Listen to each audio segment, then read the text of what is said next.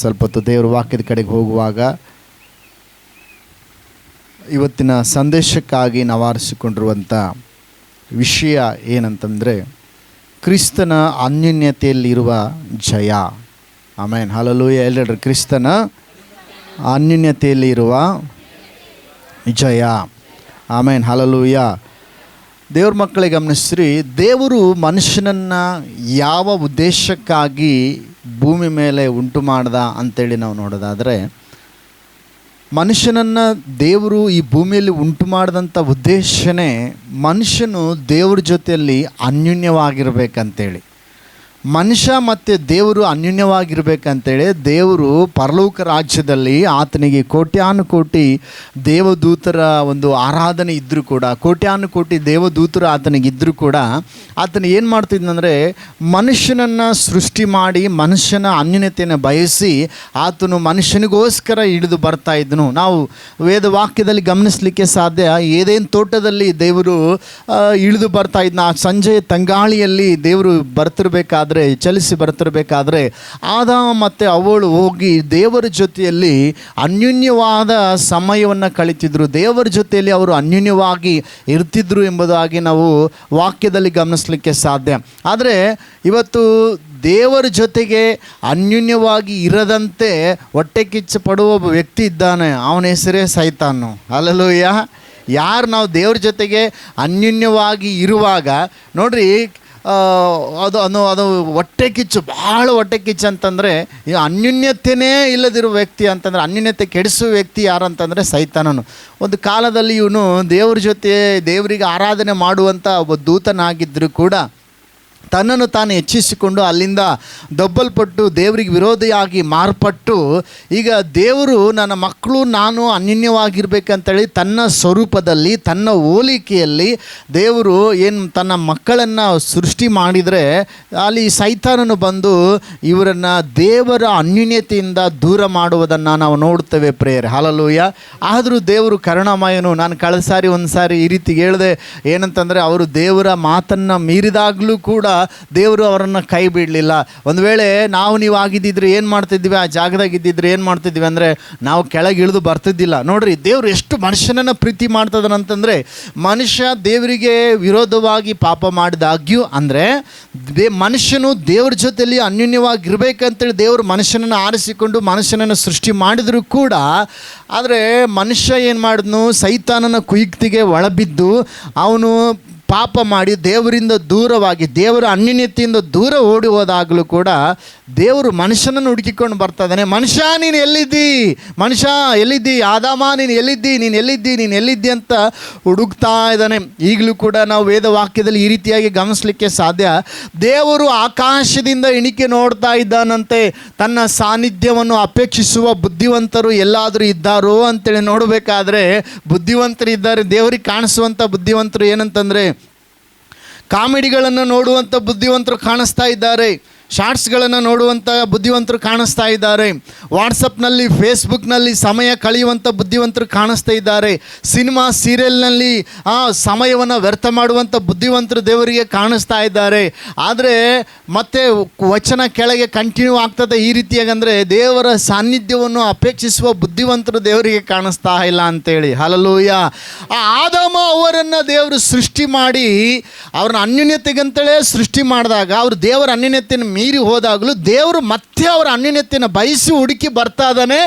ಮನುಷ್ಯ ನೀನು ಎಲ್ಲಿದ್ದೀಯಾ ಅಂತೇಳಿ. ಒಂದು ವೇಳೆ ನಾನು ಕಳೆದ ಸಾರಿ ಹೇಳಿದೆ, ನೀವೇನಾದರೂ ಆ ಸ್ಥಾನದಾಗಿದ್ದಿದ್ರೆ ದೂತರನ್ನ ಕರಿತಿದ್ವಿ, ದೂತರೇ ಬರಲ್ಲ ಇಲ್ಲಿ, ಮೀಕಾಯಲ್ ಟೀಮ್ ಎಲ್ಲ ಜಲ್ದಿ ಬರಲಿ ಅಂತಿದ್ವಿ. ಪ್ರಭು ಅಪ್ಪಣೆ ಆಗಲಿ, ಏನಿಲ್ಲ, ಸೀದಾ ಏದಂತ ಹೊಟ್ಟೆಗೆ ಹೋಗ್ರಿ, ಕತ್ತಿಡ್ಕೊಂಡು ಹೋಗ್ರಿ, ಭಯಂಕರವಾದ ಕತ್ತಿಡ್ಕೊಂಡು ಹೋಗಿ ಮಕ್ಕಳನ್ನ ಅಡ್ಡಡ್ಡ ಉದ್ದುದ್ದ ಸೀಳು ಬಂದುಬಿಡ್ರಿ, ಮತ್ತು ನೋಡ್ಕೊಂಡು ಬೇರೆಯವ್ರು ಹೊಸದಾಗಿ ಸೃಷ್ಟಿ ಮಾಡೋಣ ಅಂತ ಅಂತಿದ್ವೇನೋ. ಆದರೆ ದೇವರು ದೂತರನ್ನ ಕಳಿಸ್ಲಿಲ್ಲ, ತಾನೇ ಹುಡುಕಿ ಬರ್ತಾ ಇದ್ದಾನೆ. ಕಾರಣ, ದೇವರು ಸೃಷ್ಟಿ ಮಾಡಿದ್ದೆ ಮನುಷ್ಯನು ಬೇಕು, ನನಗೆ ಬೇಕು, ಅವನು ನನ್ನ ಮಗನು, ನನ್ನ ಸ್ವರೂಪದಲ್ಲಿ ಉಂಟು ಮಾಡಲ್ಪಟ್ಟವನು ಅಂತೇಳಿ ಅವನ ಅನ್ಯೋನ್ಯತೆ ಮತ್ತೆ ಬಯಸಿ ಬರ್ತಾ ಇದ್ದಾನೆ. ಹಲ್ಲೆಲೂಯಾ. ಎಲ್ಲರೂ ಒಂದು ಸಾರಿ ಜೋರಾಗಿ ಹಲ್ಲೆಲೂಯಾ. ಆ ನಂತರ ಏನಾಯಿತು ನಾವು ನೋಡ್ತೇವೆ, ಆದಾಮ ಅವರಿಗೆ ದೇವರು ಆಕಾಶದಿಂದ ಮಾತನಾಡ್ತಿದ್ನು, ಈ ಕಾಯಿನ ಏಬಲೊಟ್ಟಿಗೆ ಅವರು ಆ ಸಮರ್ಪಿಸುವ ಯಜ್ಞದೊಟ್ಟಿಗೆ ದೇವರು ಮಾತನಾಡ್ತಿದ್ನು. ಮತ್ತು ನಾವು ನೋಡುವಾಗ ಅಲ್ಲಿ ಮತ್ತು ಇನ್ನೂ ಅನೇಕ ಕಾಲಘಟ್ಟಗಳನ್ನು ನಾವು ನೋಡ್ತೇವೆ. ಅಬ್ರಹಾಮನ ಕಾಲದಲ್ಲಿ ದೇವರು ಅಬ್ರಹಾಮನನ್ನು ಆರಿಸಿಕೊಳ್ತಾನೆ. ಹಲ್ಲೆಲೂಯಾ. ಅಬ್ರಹಾಮನನ್ನು ಆರಿಸಿಕೊಂಡಾಗ ಅಬ್ರಹಾಮನಿಗೆ ದೇವರು ಮಾತನಾಡಿ ಈ ರೀತಿ ಹೇಳ್ತಾನೆ, ಏನಂತಂದರೆ, ಅಬ್ರಹಾಮನೇ, ನೀನು ನಿನ್ನ ತಂದೆ ಮನೆಯನ್ನು ಸ್ವದೇಶವನ್ನು ಬಿಟ್ಟು ನಾನು ತೋರಿಸುವ ದೇಶಕ್ಕೆ ನೀನು ಹೊರಟು ಬರಬೇಕು. ನಾನು ನಿನ್ನನ್ನು ದೊಡ್ಡ ಜನಾಂಗವಾಗುವಂತೆ ಮಾಡಿ ನಿನ್ನ ಹೆಸರನ್ನು ಪ್ರಖ್ಯಾತಿಗೆ ತರ್ತೇನೆ ಅಂತೇಳಿ ದೇವರು ಅಬ್ರಹಾಮನಿಗೆ ಹೇಳಿದಾಗ ಅಬ್ರಹಾಮನು ಹೊರಟು ಬರ್ತಾನೆ. ಹೆಚ್ಚು ಕಡಿಮೆ 75 ವರ್ಷ ದೇವರು ಅಬ್ರಹಾಮನೊಟ್ಟಿಗೆ ಮಾತನಾಡಿದಾಗ 75 ವರ್ಷ ಅಬ್ರಹಾಮನು ದೇವರು ಹೇಳಿದ ಮನೆಗೆ ತಂದೆ ಮನೆಯನ್ನು ಸ್ವದೇಶವನ್ನು ಬಿಟ್ಟು ದೇವರು ತೋರಿಸಿದಂಥ ದೇಶಕ್ಕೆ ಪ್ರಯಾಣವನ್ನು ಪ್ರಾರಂಭ ಮಾಡ್ತಾನೆ. ಪ್ರಾರಂಭ ಮಾಡಿದಾಗ ಮುಂದೆ ಏನಾಗ್ತೈತೆ ನೋಡುವಾಗ ಅನೇಕ ವರ್ಷಗಳ ನಂತರ ದೇವರದೊಂದು ಸ್ವರ ಬರ್ತದೆ ಅಬ್ರಹಾಮನಿಗೆ. ಮತ್ತು ನಾವು ಓದೋಣ. ಅಂದರೆ ದೇವರಿಗೆ ನಡೆದುಕೊಳ್ತಾ ಇದ್ದಾನೆ, ಆ ಮನೆ ಮೇಲೆ ಒಂದು ಸ್ವರ ಅಬ್ರಹಾಮನಿಗೆ ಬರ್ತದೆ. ಆದಿಕಾಂಡ ಪುಸ್ತಕದಲ್ಲಿ 17ನೇ ಅಧ್ಯಾಯ 1ನೇ ವಚನವನ್ನು ನಾವು ನೋಡುವಾಗ ವಾಕ್ಯ ಈ ರೀತಿ ಹೇಳ್ತದೆ, ಗಮನಿಸ್ರಿ, ಓದ್ರಿ. ಆದಿಕಾಂಡ ಪುಸ್ತಕ 17ನೇ ಅಧ್ಯಾಯ 1ನೇ ವಚನ. ಅಬ್ರಹಾಮನು, ಆದಿಕಾಂಡ 17ನೇ ಅಧ್ಯಾಯ 1ನೇ ವಚನ. ಅಬ್ರಹಾಮನು 99 ವರ್ಷದವನಾದಾಗ ಯೆಹೋವನು ಅವನಿಗೆ ದರ್ಶನ ಕೊಟ್ಟು, ನಾನು ಸರ್ವಶಕ್ತನಾದ ದೇವರು, ನನಗೆ ನಡೆದುಕೊಂಡು ದೋಷವಿಲ್ಲದವನಾಗಿರು ಎಂಬುದಾಗಿ ದೇವರು ಹೇಳ್ತಾ ಇದ್ದಾನೆ. ಹಲ್ಲೆಲೂಯಾ. ಒಂದು ವೇಳೆ ನಾನು ಅಬ್ರಾಹ್ಮನ್ ಜಾಗದಾಗ ಇದ್ದಿದ್ರೆ ನಾನು ಈ ರೀತಿಯಾಗಿ ಪ್ರಶ್ನೆ ಕೇಳ್ತಿದ್ದೆ. ನಾನು, ಹೇ ದೇವರೇ, ಹಿಂಗೆ ಹೇಳ್ತೀನಿ, ನಾನು ನಿನಗೆ ನಡೆಯೋಕೆ ಹಚ್ಚಿ ಎಷ್ಟು ವರ್ಷ ಆಯಿತು? 24 ವರ್ಷ ಆಯಿತು. ನೀನು ನನಗೆ ಯಾವಾಗ ಭೇಟಿಯಾದೆ? ಆವಾಗ ನಾನು 75 ವರ್ಷದ ಇದ್ದಾಗ ಭೇಟಿಯಾದೆ. ಎಲ್ಲಿ ಭೇಟಿಯಾದೆ? ಅಲ್ಲಿ ನಮ್ಮ ಊರು ಎಂಬ ಕಲ್ದಿಯರ ದೇಶದ ಊರು ಎಂಬ ಆ ಸ್ಥಳದಲ್ಲಿ ಇದ್ದಾಗ ನೀನು ನನಗೆ ಭೇಟಿಯಾದೆ, ಆವಾಗ ಕರೆದೆ. ಆವಾಗಿಂದ ಇವಾಗಿನವರೆಗೂ ನಾನು ನಿನಗೆ ಬಿಟ್ಟರೆ ಮತ್ತೆ ಯಾರಿಗೆ ನಡ್ಕಂತದೇನು ದೇವ್ರೆ? ಇದೇನು ಹೊಸ ಕತೆ ಹೇಳ್ತಾ ಇದೆಯಾ ಅಂತೇಳಿ ನಾನು ಕೇಳ್ತಿದ್ದೆ ದೇವರಿಗೆ. ಹಲ್ಲೆಲೂಯಾ. ದೇವರಿಗೆ ಸ್ತೋತ್ರ. ಅಬ್ರಾಹ್ಮನ ಆ ರೀತಿ ಕೇಳಲಿಲ್ಲ. ಏನಂತಂದರೆ ದೇವರು ಅಬ್ರಾಹ್ಮನೊಟ್ಟಿಗೆ ಮಾತನಾಡ್ತಾ ಇದ್ದಾನೆ. ಎಷ್ಟು ವರ್ಷ ಆದಮೇಲೆ? 14 ವರ್ಷ ಆದಮೇಲೆ ದೇವರು ಈ ರೀತಿಯಾಗಿ ಮತ್ತೆ ಸುಮಾರು ಹೆಚ್ಚು ಕಡಿಮೆ ನೀವು ಆಮೇಲೆ ಲೆಕ್ಕ ಮಾಡ್ಕೊಳ್ರಿ ಹೋಗಿ 75 ವರ್ಷ ಇದ್ದಾಗ ಕರೆದನು. ಈಗ ಅಬ್ರಾಹ್ಮನಿಗೆ 99 ವರ್ಷ, ನೀವು 24 ವರ್ಷನ ಲೆಕ್ಕ ಮಾಡಿರಿ, ಕ್ಯಾಲ್ಕುಲೇಟ್ ತೆಗೆದು ಇರಲಿ. ನಾವು ಮುಂದೆ ಹೋಗೋಣ. ಆಮೇಲೆ ಹಲ್ಲೆಲೂಯಾ. ಸುಮಾರು ವರ್ಷಗಳ ನಂತರ ಅಬ್ರಹಾಮನೊಟ್ಟಿಗೆ ದೇವರು ಮಾತನಾಡ್ತದಾನೆ, ನೀನು ನನಗೆ ನಡೆದುಕೊಂಡು ದೋಷವಿಲ್ಲದವನಾಗಿರು ಅಂತೇಳಿ. ಅಬ್ರಹಾಮ್ ಪ್ರಶ್ನೆ ಕೇಳ್ಬೋದಾಗಿತ್ತು, ನಾನಾಗಿದ್ದರೆ ಕೇಳಿಬಿಡ್ತದೆ, ಏನು ದೇವರೇ, ಏನು ಕಾಮಿಡಿ ಮಾಡ್ತೀನಿ ನೀನು ಅಂತೇಳಿ. ಹಲ್ಲೆಲೂಯಾ. ಯಾಕಪ್ಪ ಅಂದರೆ ನಾನು ನಿನಗೇ ನಡ್ಕೊಂತಿದ್ದೀನಿ. ಎಷ್ಟು ವರ್ಷ? 75 ವರ್ಷ ಆಗಿತ್ತು ವಯಸ್ಸು. ಅಲ್ಲಿಂದ ಹಿಡಿದು ಈಗ ನನ್ನ ವಯಸ್ಸು 99 ವರ್ಷ. ಅಲ್ಲಿಂದ ಇಲ್ಲಿವರೆಗೂ ನಿನಗೆ ಬಿಟ್ಟರೆ ಮತ್ತೆ ಯಾವುದಕ್ಕೆ ನಡ್ಕೊಂತಿದ್ದೀನಿ ಸ್ವಾಮಿ? ನಾನು ನಿನಗೇ ನಡ್ಕೊಂತಿದ್ದೀನಲ್ಲ ಅಂತೇಳಿ ನಾನಾಗಿದ್ದರೆ ಪ್ರಶ್ನೆ ಕೇಳೋನೇನೋ. ಆದರೆ ದೇವ್ರಿಗೆ ಸ್ತೋತ್ರ, ಅಬ್ರಹಾಮನು ಆ ರೀತಿಯಾಗಿ ಪ್ರಶ್ನೆ ಕೇಳಲಿಲ್ಲ ದೇವ್ರ ಹತ್ರ. Hallelujah, hallelujah, hallelujah. ದೇವರು ಹೇಳಿದ ಮಾತನ್ನು ಕೇಳುವಾಗ ಅಲ್ಲೊಂದು ಆಶೀರ್ವಾದ, ಅಲ್ಲೊಂದು ಜಯ ಎನ್ನುವಂಥ ಸಿಗುವಂಥದ್ದಾಗಿದೆ. ಹಾಗಾದರೆ ದೇವ್ರ ಮಕ್ಕಳಿಗೆ ಗಮನಿಸ್ರಿ, ದೇವರು ಮನುಷ್ಯನ ಅಂದರೆ ಅನ್ಯೋನ್ಯತೆ ಅಂತೇಳಿ ಹೇಳುವಾಗ, ಅಲ್ಲಿ ಅನ್ಯೋನ್ಯತೆ ಅಂತೇಳುವಾಗ ಈ ಮಾತಿನ ಅರ್ಥ ಅನ್ಯೋನ್ಯತೆ ಅಂತಂದರೆ ದೋಷ ಇಲ್ಲದವನಾಗಿ ನಿನ್ನ ನನ್ನೊಟ್ಟಿಗೆ ಅನ್ಯೋನ್ಯವಾಗಿ ನಡೆದುಕೋ ಅಂತಂದರೆ, ಒಂದು ಉದಾಹರಣೆ ಏನಪ್ಪ ಅಂತಂದರೆ, ಈಗ ಏನು, ನಾನು ಇಲ್ಲಿ ನಿಂತಿದ್ದೀನಿ, ಇಲ್ಲಿ ಗೇಟ್ ಇದೆ ಅಂತ ತಿಳ್ಕೊಟ್ರೆ, ಅಲ್ಲಿಂದ ಇಲ್ಲಿ ಗೇಟ್ ಇದೆ, ಅಲ್ಲಿಂದ ಇಲ್ಲಿ ಗೇಟ್ ಇದೆ, ನಾನು ಆ ಕಡೆ ಬರೋಕ್ಕಾಗಲ್ಲ. ಈಗ ನಾನು ಪ್ರಸಂಗ ಮಾಡ್ತಾಯಿದ್ದೀನಿ. ಈಗ ಉದಾಹರಣೆಯಾಗಿ ನಾನು ಸಚಿನ್ ಜೊತೆಗೆ ಅನ್ಯೋನ್ಯವಾಗಿ ನನ್ನ ಜೊತೆಗೆ ಸಚಿನ್ ಅನ್ಯೋನ್ಯವಾಗಿ ಇದ್ದಾನೆ. ಈಗ ನಾನು ಒಂದು ಗ್ಲಾಸ್ ನೀರು ಕೊಡು ಅಂತೇಳಿ ಕೇಳ್ತೀನಿ ಸಚಿನಿಗೆ, ನನಗೊಂದು ಗ್ಲಾಸ್ ನೀರು ಬೇಕು, ನೀನು ನನಗೊಂದು ಗ್ಲಾಸ್ ನೀರು ಕೊಡು ಅಂತೇಳಿ. ಈಗ ನಿಜವಾಗ್ಲೂ ಅನ್ಯೋನ್ಯತೆ ಅನ್ನೋದು ಅರ್ಥ ಏನಂದರೆ, ಈಗ ನಾನು ಒಂದು ಗ್ಲಾಸ್ ನೀರು ಕೊಡ್ತೀನಿ, ನನಗೆ ಸ್ವಲ್ಪ ಒಂದು ಗ್ಲಾಸ್ ನೀರು ಬೇಕು, ಕೊಡು ಅಂತೇಳಿ. ನಿಜವಾದ ಅನ್ಯೋನ್ಯತೆ ಏನನ್ನು ಸೂಚಿಸುತ್ತದಂದರೆ ಅದು ವಿಧೇಯತೆಯನ್ನು ಸೂಚಿಸ್ತದೆ. ನಿಜವಾಗ್ಲೂ ಅನ್ಯೋನ್ಯತೆಗಿದ್ದರೆ, ನಮ್ಮ ಪಾಸ್ಟರ್ ಒಂದು ಗ್ಲಾಸ್ ನೀರು ಕೇಳ್ತಿದ್ದಾರೆ, ಸರಿ ನಾವು ತೆಗೆದುಕೊಂಡೋಗಿ ಕೊಡೋಣ ಅಂತೇಳಿ ಟಕ್ಕನಾಗೆ ತೆಗೆದುಕೊಂಡೋಗಿ ಕೊಡ್ತಾನೆ. ಒಂದು ವೇಳೆ ನಾನು ಒಂದು ಗ್ಲಾಸ್ ನೀರು ಕೇಳಿದಾಗಲೂ ಕೂಡ ಕೊಡದೇ ಇದ್ದರೆ ಅದು ಅನ್ಯೋನ್ಯತೆ ಇಲ್ಲ ಅನ್ನೋದನ್ನು ಸೂಚಿಸ್ತತೆ. ಏನೋ ಐತೆ, ಯಾಕೋ ಅವ್ರ ಮಾತಿಗೆ ರೆಸ್ಪಾನ್ಸ್ ಮಾಡ್ತಾ ಇಲ್ಲ. ಹಲ್ಲೆಲೂಯಾ. ಅರ್ಥ ಆಗ್ತಾಯ್ತಾ ನಾನು ಹೇಳೋದು? ಒಂದು ಸರಿ ಜೋರಾಗಿ ಹಲ್ಲೆಲೂಯಾ. ಅಂದರೆ ನಾನು ಹೇಳಿದಾಗಲೂ ಕೂಡ, ಅದನ್ನು ಕೇಳಿಸಿಕೊಂಡಾಗಲೂ ಕೂಡ ಆತ ನನಗೆ ಒಂದು ಗ್ಲಾಸ್ ನೀರು ತೆಗೆದುಕೊಂಡು ಬಂದು ಕೊಡದೇ ಹೋದರೆ ಅದರ ಅರ್ಥ ಏನು? ಯಾಕೋ ನೀವೇನು ಈಗ ನಮ್ಮಿಬ್ಬರದ್ದು ಬಿಡ್ರಿ, ನೀವೇನು ಯೋಚನೆ ಮಾಡ್ತೀರಿ ಒಂದು ಸರಿ ಆಲೋಚನೆ ಮಾಡಿರಿ. ಪಾಸ್ಟ್ರು ಒಂದು ಗ್ಲಾಸ್ ನೀರು ಕೇಳಿದ್ರು ಸಚಿನ್ಗೆ. ಕೇಳಿದ್ರು ಕೂಡ ಯಾಕೆ ಈತ ಕೊಡ್ತಾ ಇಲ್ಲ ಅಂದರೆ ಸಮಥಿಂಗ್ ಈಸ್ ರಾಂಗ್ ಅಂತ ಯೋಚನೆ ಮಾಡ್ತಾರೆ ನೀವು. ಹಾಲೆಲೂಯ, ಎಲ್ಲರೂ ಜೋರಾಗಿ ಹಾಲೆಲೂಯ, ಹಾಲೆಲೂಯ. ಸೊ ನೋಡ್ರಿ, ದೇವರು ಅಬ್ರಹಾಮನೊಟ್ಟಿಗೆ ಅದನ್ನೇ ಮಾತನಾಡ್ತದಾನೆ, ನೀನು ನನಗೆ ನಡೆದುಕೊಂಡು ದೋಷವಿಲ್ಲದವನಾಗಿರೋ, ಅಂದರೆ ಇನ್ನೂ ಅನ್ಯೋನ್ಯತೆ, ಸರಿಯಾದ ಅನ್ಯೋನ್ಯತೆಯಲ್ಲಿ ಬರಬೇಕು ಅಂತೇಳಿ ದೇವರು ಅಬ್ರಹಾಮನೊಟ್ಟಿಗೆ ಮಾತನಾಡ್ತಾ ಇದ್ದಾನೆ ಪ್ರೇರೆ. ಹಾಲೆಲೂಯ. ಮತ್ತು ದೇವರು ಮನುಷ್ಯನೊಟ್ಟಿಗೆ ಏನು ಬಯಸ್ತಾನೆ ಅಂತೇಳಿ ನಾವು ನೋಡುವಾಗ ಓದ್ರಿ ನೋಡಮ್ಮ, ಮೀಕನ ಪ್ರವಾದನ ಗ್ರಂಥ 6ನೇ ಅಧ್ಯಾಯ 8ನೇ ವಚನವನ್ನು ನಾವು ಸತ್ಯವೇದ ವಾಕ್ಯದಲ್ಲಿ ತಿರುಗಿಸಿ ನೋಡುವಾಗ ವಾಕ್ಯ ಈ ರೀತಿ ಹೇಳ್ತದೆ, ಗಮನಿಸಲಿಕ್ಕೆ ಸಾಧ್ಯ. ಮೀಕನ ಗ್ರಂಥ 6ನೇ ಅಧ್ಯಾಯ 8ನೇ ವಚನ, ಮನುಷ್ಯನೇ ಒಳ್ಳೆಯದು ಇಂಥದ್ದೇ ಎಂದು ಯೆಹೋವನು ನಿನಗೆ ತೋರಿಸಿದ್ದಾನಷ್ಟೇ. ನ್ಯಾಯವನ್ನು ಆಚರಿಸುವುದು, ಕರುಣೆಯಲ್ಲಿ ಆಸಕ್ತನಾಗಿರುವುದು, ನಿನ್ನ ದೇವರಿಗೆ ನಮ್ರವಾಗಿರುವುದು ಇಷ್ಟನ್ನೇ ಹೊರತು ಯೆಹೋವನು ನಿನ್ನಿಂದ ಇನ್ನೇನು ಅಪೇಕ್ಷಿಸುವನು. ಜೋರಾಗೊಂದು ಸಾರಿ ಹಲ್ಲೆಲೂಯಾ, ಹಲ್ಲೆಲೂಯಾ. ದೇವರು ಮನುಷ್ಯನಿಂದ ಏನು ಬಯಸಲಿಕ್ಕೆ ಸಾಧ್ಯ, ಏನನ್ನ ಅಪೇಕ್ಷೆ ಮಾಡ್ತಾನೆ, ಏನು ಎಕ್ಸ್ಪೆಕ್ಟ್ ಮಾಡ್ತಾನೆ ಅಂದರೆ ಅಲ್ಲಿ ಹೇಳ್ತಾನೆ, ಎಷ್ಟು ಸ್ಪಷ್ಟವಾಗಿ ದೇವರು ಹೇಳ್ತದೆ ನೋಡ್ರಿ, ಮನುಷ್ಯನೇ ಒಳ್ಳೆಯದು ಇಂಥದ್ದೇ ಎಂದು ಯೆಹೋವನು ನಿನಗೆ ತೋರಿಸಿದ್ದಾನಷ್ಟೇ. ಹಲ್ಲೆಲೂಯ. ತೋರಿಸಿಲ್ಲ ಅಂದರೆ ಅದ್ರ ಲೆಕ್ಕ ಬೇರೆ, ತೋರಿಸ್ಬಿಟ್ಟಿದ್ದಾನೆ ಒಳ್ಳೆಯದು ಇಂಥದ್ದೇ ಒಳ್ಳೆಯದು ಅಂತೇಳಿ. ತೋರಿಸಿಲ್ಲ ಅಂದರೆ ಅದ್ರ ಲೆಕ್ಕ ಬೇರೆ. ಏನಪ್ಪ ಅಂದರೆ ಸ್ತೋತ್ರ, ಈಗ ಇದು ಒಳ್ಳೆ ಹಣ್ಣು, ಇದು ಕೆಟ್ಟ ಹಣ್ಣು, ಇದು ಹಾಲು, ಇದು ಪೆಟ್ರೋಲು ಅಂಥೇಳಿ ನಮಗೆ ಎಲ್ಲ ಗೊತ್ತಿದ್ದಾಗೂ ಕೂಡ ನಾವು ಏನು ಮಾಡಿದೆ, ನಾವು ಸ್ತೋತ್ರ ಯಾವುದು ಕೆಟ್ಟದಾಯಿತೋ ಅದನ್ನೇ ಮಾಡಿದ್ರೆ ಅದರ ಅರ್ಥ ಏನನ್ನು ಸೂಚಿಸ್ತದೆ ಅಂದರೆ ದೇವರಿಗೆ ನಾವು ಅನ್ಯೋನ್ಯವಾಗಿ ನಡೆದುಕೊಳ್ತಾ ಇಲ್ಲ ಅಂತ ಅದರ ಅರ್ಥ. ವಾಕ್ಯ ಹೇಳ್ತದೆ, ಏನು ಒಳ್ಳೆಯದು ಇದು ಇಂಥದ್ದೇ ಒಳ್ಳೆಯದೆಂದು ತೋರಿಸಿದ್ದನಷ್ಟೇ. ಏನು? ನ್ಯಾಯವನ್ನು ಆಚರಿಸುವುದು. ಎಲ್ಲರೂ ಜೋರಾಗಿ ಹೇಳ್ರಿ, ನ್ಯಾಯವನ್ನು ಆಚರಿಸುವುದು. ನಾನು ಹೇಳ್ದಂಗೆ ಹೇಳ್ರಿ, ನ್ಯಾಯವನ್ನು ಆಚರಿಸುವುದು, ಕರುಣೆಯಲ್ಲಿ ಆಸಕ್ತರಾಗಿರುವುದು, ದೇವರಿಗೆ ನಮ್ರವಾಗಿ ನಡೆದುಕೊಳ್ಳುವುದು. ಆಮೇನ್, ಹಲ್ಲೆಲೂಯ, ಹಲ್ಲೆಲೂಯ. ನೋಡ್ರಿ, ದೇವರು ನಮ್ಮಿಂದ ಏನು ಅಪೇಕ್ಷೆ ಪಡ್ತದನಪ್ಪ ಅಂತಂದರೆ, ದೇವರು ತನ್ನದೇ ಆದ ನ್ಯಾಯ ವಿಧಿಗಳನ್ನು ನಮಗೆ ಇಟ್ಟಿದ್ದಾನೆ.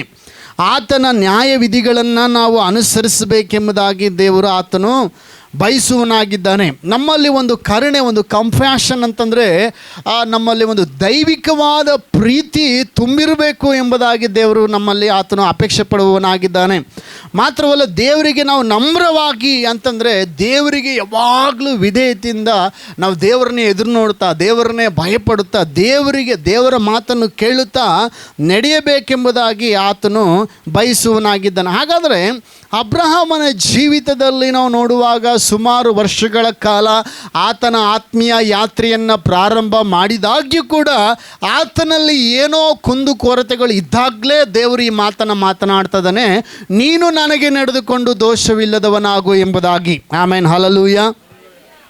ಆ ಮಾತು ಏನೆಂಬುದಾಗಿ ನಾವು ನೋಡುವಾಗ, ಈಗ ನೋಡ್ರಿ, ದೇವರು ಏನನ್ನು ಬಯಸ್ತಾನೆಂದರೆ ನಮ್ಮ ಮಾತು, ನಮ್ಮ ನಡೆ, ನಮ್ಮ ನುಡಿ, ಎಲ್ಲದಕ್ಕಿಂತ ಮುಖ್ಯವಾಗಿ ನಮ್ಮ ಹೃದಯ, ನಮ್ಮ ಮನಸ್ಸು ದೇವರಿಗೆ ಮೇಲೆ ಇರಬೇಕೆಂಬುದಾಗಿ ದೇವರು ಬಯಸ್ತಾನೆ. ಮಲಕಿ ಗ್ರಂಥದ ಕಡೆಗೆ ನಾವು ಒಂದು ಸಾರಿ ಹೋಗಿ ಬರೋದಾದರೆ, ಮಲಕಿನ ಗ್ರಂಥ 2ನೇ ಅಧ್ಯಾಯ 6 ಮತ್ತು 7ನೇ ವಚನಗಳು ಈ ರೀತಿ ಹೇಳ್ತದೆ. ಮಲಾಕಿನ ಗ್ರಂಥ ಮತ್ತು ಇದಕ್ಕಿಂತ ಮೊದಲು ಬರುವಂಥ ಹಳೆ ಒಡಂಬಡಿಕೆಯಲ್ಲಿ ಕೊನೆ ಮಲಾಕಿ 2ನೇ ಅಧ್ಯಾಯ 6ನೇ ವಚನ.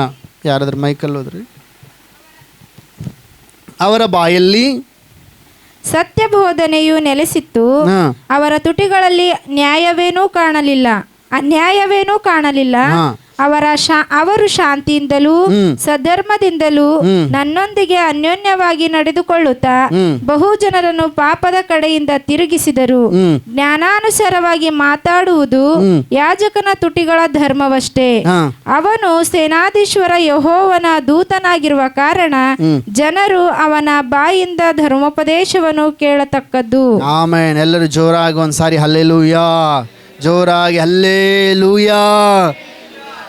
ದೇವರು ಏನು ಹೇಳ್ತದೆ ನೋಡ್ರಿ, ಹೊಸ ಒಡಂಬಡಿಕೆಯಲ್ಲಿ ಇರುವಂಥ ನಾವೆಲ್ಲರೂ ಕೂಡ, ಅಂದರೆ ಯೇಸು ಕ್ರಿಸ್ತನ ರಕ್ತದಿಂದ ತೊಳೆಯಲ್ಪಟ್ಟ ನಾವೆಲ್ಲರೂ, ಪೇತ್ರನ ಪತ್ರಿಕೆಯ ಪ್ರಕಾರ ರಾಜ್ಯ ವಂಶಸ್ಥರು ಮತ್ತು ಯಾಜಕ ವರ್ಗದವರು, ಅಂದರೆ ನಾವು ಅರಸರು ಮತ್ತು ಯಾಜಕರು ಆಗಿದ್ದೇವೆ ಅಂತೇಳಿ ದೇವರು ಆ ವಾಕ್ಯದಲ್ಲಿ ನಮಗೆ ತಿಳಿಯಪಡಿಸಿದ್ದಾನೆ. ಮತ್ತು ಇಲ್ಲಿ ದೇವರು ಏನು ಹೇಳ್ತಿದ್ದಾನೆ ಅಂತಂದರೆ, ಅವರ ಬಾಯಲ್ಲಿ ಸತ್ಯಬೋಧನೆಯು ನೆಲೆಸಿತ್ತು. ಹಲ್ಲೆಲೂಯಾ.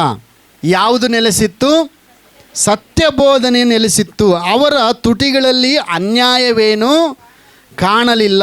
ಅವರು ಶಾಂತಿಯಿಂದಲೂ ಸಧರ್ಮದಿಂದಲೂ ನನ್ನೊಂದಿಗೆ ಅನ್ಯೋನ್ಯವಾಗಿ ನಡೆದುಕೊಳ್ಳುತ್ತಾ, ಎಲ್ಲರೂ ಹೇಳ್ರಿ, ಶಾಂತಿಯಿಂದಲೂ ಏನೈತೆ, ಸಧರ್ಮದಿಂದಲೂ ನನ್ನೊಂದಿಗೆ ಅನ್ಯೋನ್ಯವಾಗಿ ನಡೆದುಕೊಳ್ಳುತ್ತಾ.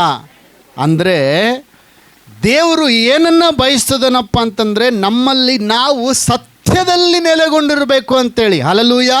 ಸತ್ಯದ ಬೋಧನೆಯಲ್ಲಿ ನಾವು ನೆಲೆಗೊಂಡಿರಬೇಕೆಂಬುದಾಗಿ. ಯಾವ ವ್ಯಕ್ತಿ ಸತ್ಯ ವಾಕ್ಯದ ಮೇಲೆ ನೆಲೆಗೊಂಡಿರ್ತಾನೋ, ಯಾವ ವ್ಯಕ್ತಿ ಸತ್ಯ ಬೋಧನೆಯಲ್ಲಿ ನೆಲೆಗೊಂಡಿರ್ತಾನೋ, ಅವನ ತುಟಿಗಳಲ್ಲಿ ಅನ್ಯಾಯ ಇರೋದಿಲ್ಲ. ಹಲ್ಲೆಲೂಯಾ. ಸರಿಯಾದ ರೀತಿಯಲ್ಲಿ ತಿಳಿದುಕೊಂಡಾಗ ಅವನ ತುಟಿಗಳಲ್ಲಿ ಅನ್ಯಾಯದ ಮಾತುಗಳಿರಲ್ಲ. ಅವನ ತುಟಿಗಳಲ್ಲಿ ನೆಗೆಟಿವ್ ಶಬ್ದಗಳು ಇರೋದಿಲ್ಲ, ಗುಣಗುಟ್ಟುವಿಕೆ ಇರೋದಿಲ್ಲ. ಯಾವಾಗಲೂ ಜಯದ ಮಾತಿರ್ತತೆ. ನಷ್ಟವನ್ನು ನೋಡಿದ್ರೂ ಕೂಡ, ನಷ್ಟ ಕಣ್ಣು ಮುಂದೆ ಕಂಡರೂ ಕೂಡ ಅವನು ಯಾವಾಗಲೂ ಜಯವನ್ನೇ ಮಾತನಾಡುವ ವ್ಯಕ್ತಿ ಆಗಿರ್ತಾನೆ. ಆಮೇನ್, ಹಲ್ಲೆಲೂಯಾ.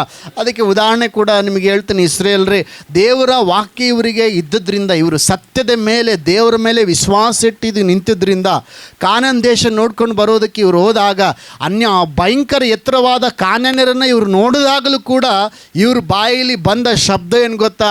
ದೇವರು ನಮಗೆ ಇದನ್ನು ಸ್ವಾಧೀನ ಮಾಡ್ತಾನೆ, ಈ ಕಾನಾನ್ ದೇಶವನ್ನು ನಾವು ಸ್ವಾಧೀನ ಮಾಡ್ಕೊಳ್ತೇವೆ, ದೇವರು ನಮಗೆ ಜಯ ಕೊಟ್ಟೇ ಕೊಡ್ತಾನೆ ಅಂತೇಳಿ ನುಡಿದ್ರು ಕಾಲೇಬ ಮತ್ತು ಯೆಹೋಶುವ. ಹಲ್ಲೆಲೂಯಾ. ಕಾರಣ ಏನು ಹೇಳ್ರಿ ನೋಡೋಣ. ಹಲ್ಲೆಲೂಯಾ. ಅವರು ಆ ರೀತಿಯಾಗಿ ನುಡಿದಕ್ಕೆ ಏನು ಕಾರಣ ಅಂದರೆ, ಸತ್ಯಬೋಧನೆ. ಅಂದರೆ ಸತ್ಯದ ಮೇಲೆ, ಇವರು ದೇವರ ಮೇಲೆ ಇವರು ನೆಲೆಗೊಂಡಿದ್ದರು. ಹಲ್ಲೆಲೂಯಾ. ಆದರೆ ಇನ್ನು 10 ಜನ ಏನಂತ ಹೇಳಿದ್ರು, ಅಯ್ಯೋಪ್ಪ ಅಯ್ಯೋ ನಮಗೆ ಇದು ನಮಗೆಲ್ಲಿ ಸಿಗ್ತತ್ರಿ ಇದು, ಈ ಕಾನಾನ್ ದೇಶ ಇಂಥ ದ್ರಾಕ್ಷಿ ತೋಟಗಳೇನೋ ಭಾಳ ಚೆನ್ನಾಗಿದ್ದಾವೆ, ಆದರೆ ಇಲ್ಲಿರುವ ಜನರು ನೋಡ್ರಿ ಎಷ್ಟು ಹೈಟು, ಎಷ್ಟು ಎತ್ತರ ಆದರೆ, ಇವ್ರ ಮುಂದೆ ನಾವು ಹುಳಗಳಿದ್ದಂಗೆ ಅದಾವೆ ಅಷ್ಟೇ, ಮಿಡತೆಗಳಿದ್ದಂಗೆ ಅದೀವಿ ಅಷ್ಟೇ. ಇವ್ರು ಏನಿಲ್ಲಪ್ಪ, ನಮ್ಮನ್ನು ಕಾಲ್ನಾಗ ಹಾಕಿ ಹಿಂಗೆ ಒರೆಸ್ಬಿಡ್ತಾರೆ ಅಷ್ಟೇ, ನಮಗೆಲ್ಲಿ ಸಿಗ್ತತೆ ಅಂತ ಅಂದರು. ಇದಕ್ಕೆ ಕಾರಣ ಏನಪ್ಪ ಅಂತಂದರೆ, ಅವರಲ್ಲಿ ಸತ್ಯಬೋಧನೆಯು ನೆಲೆಯಾಗಿರಲಿಲ್ಲ. ಹಲ್ಲೆಲೂಯಾ. ಆದರೆ ದೇವರು ಏನಂತ ಬಯಸ್ತಾನೆ, ನಮ್ಮಲ್ಲಿ ಸತ್ಯಬೋಧನೆಯು ನೆಲೆಯಾಗಿರಬೇಕು. ನಮ್ಮ ತುಟಿಗಳಲ್ಲಿ ಯಾವಾಗ ಸತ್ಯಬೋಧನೆ ನೆಲೆಯಾಗಿರ್ತದೆ ಆವಾಗ ಅನ್ಯಾಯ ಇರೋದಿಲ್ಲ. ಮತ್ತು ನಾವು ಏನು ಸತ್ಯಬೋಧನೆ ನಾವು ನೆಲೆಗೊಂಡಿರುವಾಗ ನಾವು ಏನು ಮಾಡ್ತೀವಿ ಅಂತಂದರೆ, ಶಾಂತಿಯಿಂದಲೂ ಸಧರ್ಮದಿಂದಲೂ ದೇವರೊಟ್ಟಿಗೆ ನಾವು ಅನ್ಯೋನ್ಯವಾಗಿ ನಡೆದುಕೊಳ್ಳುತ್ತಾ, ವಾಕ್ಯ ಹೇಳ್ತದೆ, ಬಹುಜನರನ್ನು ಪಾಪದ ಕಡೆಯಿಂದ ತಿರುಗಿಸಿದರು ಅವರು ಎಂಬುದಾಗಿ ನಾವು ನೋಡ್ತೇವೆ ಪ್ರೇಯರ್. ಹಾಗಾದರೆ ಅಬ್ರಹಾಮನ ಕಡೆಗೆ ನಾವು ಬರೋಣ. ಅಬ್ರಹಾಮನಿಗೆ ಏನು ಅಂತೇಳಿ ನಾವು ನೋಡುವಾಗ ನಮಗೆಲ್ಲ ಹಿಸ್ಟ್ರಿ ಓದಲಿಕ್ಕೆ ನಮಗೆ ಸಮಯವಿಲ್ಲ. ಗಮನಿಸ್ರಿ, ದೇವರು ಅಬ್ರಹಾಮನನ್ನು ಆರಿಸಿಕೊಂಡು ಸುಮಾರು ವರ್ಷಗಳಾದರೂ ಕೂಡ ಅಬ್ರಹಾಮನ ಆಲೋಚನೆಗಳು ಇನ್ನೂ ಏರುಪೇರು ಆಗ್ತಾಯಿತ್ತು. ಅಬ್ರಹಾಮನ ಭಾಷೆ ಕೂಡ ಏರುಪೇರು ಆಗ್ತಿತ್ತು. ದೇವರು ನಮ್ಮ ನಂಬಿಕೆಯನ್ನು ದೃಢಪಡಿಸ್ತಾನೆ. ದೇವರು ನಮ್ಮನ್ನು ಕರೆದ ಮೇಲೆ ನಮ್ಮ ತುಟಿಗಳಲ್ಲಿರುವ ನಮ್ಮ ತುಟಿಗಳೂ ಕೂಡ ದೇವರಿಗೆ ಬಹಳ ಪ್ರಾಮುಖ್ಯ. ನಮ್ಮ ಬಾಯಿಂದ ಹೊರಟು ಬರುವ ಶಬ್ದ ಕೂಡ ಅದು ದೇವರು ಅದನ್ನು ದೇವರು ಗಣನೆಗೆ ತೆಗೆದುಕೊಳ್ಳುವವನಾಗಿದ್ದಾನೆ ಪ್ರೇರೆ. ಗಮನಿಸ್ರಿ, ಅಬ್ರಹಾಮನಿಗೆ ದೇವರು ಕೆಲವು ನಿಯಮಗಳನ್ನು ಕೊಡ್ತಾನೆ. ಹಲ್ಲೆಲೂಯಾ. ಅಬ್ರಹಾಮನಿಗೆ ಏನನ್ನು ಕೊಡ್ತಾನೆ ದೇವರು? ಕೆಲವು ನಿಯಮಗಳನ್ನು ಕೊಡ್ತಾನೆ. ಏನಂತ ಹೇಳ್ತಾನಂದರೆ, ಅಬ್ರಹಾಮ ಅಂತೇಳಿ ನೀನು ನನಗೆ ದೋಷವಿಲ್ಲದವನು ನಾನು ನಡೆದುಕೋ ಅಂತೇಳಿ ಹೇಳಿ, ಮುಂದೆ ಆ ಅಧ್ಯಾಯದಲ್ಲಿ ಕೆಳಗಿನ ಭಾಗದಲ್ಲಿ ನೀವು ಮನೆಗೆ ಹೋದ್ರಿ, ಇಲ್ಲಿ ಓದಿದರೆ ನಾನು ಹೇಳೋದು ನಿಮ್ಮ ತಲೆಗೆ ಹೋಗಲ್ಲ. ಸೊ ಅಬ್ರಹಾಮನಿಗೆ ದೇವರು ಹೇಳ್ತಾನೆ, ನೀನು ಇನ್ನು ಮುಂದೆ ಅಬ್ರಾಮ ಅಂತ ಕರೆಸಿಕೊಳ್ಳೋದಿಲ್ಲ, ಅದಕ್ಕೆ ಬದಲಾಗಿ ಅಬ್ರಹಾಮ್ ಎಂಬುದಾಗಿ ನೀನು ಕರೆಸಿಕೊಳ್ಳುತ್ತೀಯ. ಆಮೇಲೆ ನಿನ್ನ ಹೆಂಡತಿಯಾದ ಸಾರಾಯಳು ಇನ್ನು ಮುಂದೆ ಸಾರಾಯ ಅಂತ ಕರೆಸಿಕೊಳ್ಳೋದಿಲ್ಲ, ಸಾರಾ ಎಂದು ಕರೆಸಿಕೊಳ್ತಾಳೆ ಅಂತೇಳಿ ದೇವರು ಅಬ್ರಹಾಮನಿಗೂ ಅವನ ಹೆಂಡತಿಗೂ ಹೆಸರನ್ನು ಚೇಂಜ್ ಮಾಡ್ತಾರೆ. ಪಾಸ್ಟ್ರೇ, ಹಂಗಾದ್ರೆ ಏನು ನಿಮ್ಮ ಅರ್ಥ? ನಾವು ಕೂಡ ಹೆಸರು ಚೇಂಜ್ ಮಾಡ್ಕೊಳ್ಬೇಕಾ? ಇಲ್ಲ ನೀವು ಹೆಸರು ಚೇಂಜ್ ಮಾಡ್ಕೊಳ್ಳೋದು ಬೇಕಾಗಿಲ್ಲ. ನನ್ನ ಹೆಸರು ರಂಗನಾಥಪ್ಪ ಅಂತ ಐತೆ, ಈಗ ನಾನು ಏನಂತ ಚೇಂಜ್ ನನ್ನ ಹೆಸರು ಪೇತ್ರಪ್ಪ ಅಂತ ಚೇಂಜ್ ಮಾಡ್ಕೋಬೇಕಾ? ಇಲ್ಲ. ನಮ್ಮ ನಂಬಿಕೆ, ನಮ್ಮ ಒಳಗಿರುವ ಸತ್ಯ, ನಮ್ಮ ಭಾಷೆ ಅಂತಂದರೆ, ಭಾಷೆ ಅಂತ ಹೇಳಿದ್ರೆ ಕನ್ನಡದಿಂದ ತಮಿಳು ಅಲ್ಲ, ನಾವು ಹಾಡುವಂಥ ಮಾತುಗಳು ನಾವು ಬದಲಾಯಿಸ್ಬೇಕಂತೇಳಿ ದೇವರು ಹೇಳ್ತದಾನೆ. ಅಂದರೆ ಅಬ್ರಾಮ ಅಂದರೆ ಒಂದು ಫಲ ಇಲ್ಲದ ವ್ಯಕ್ತಿ ಅಂತ ಅರ್ಥ.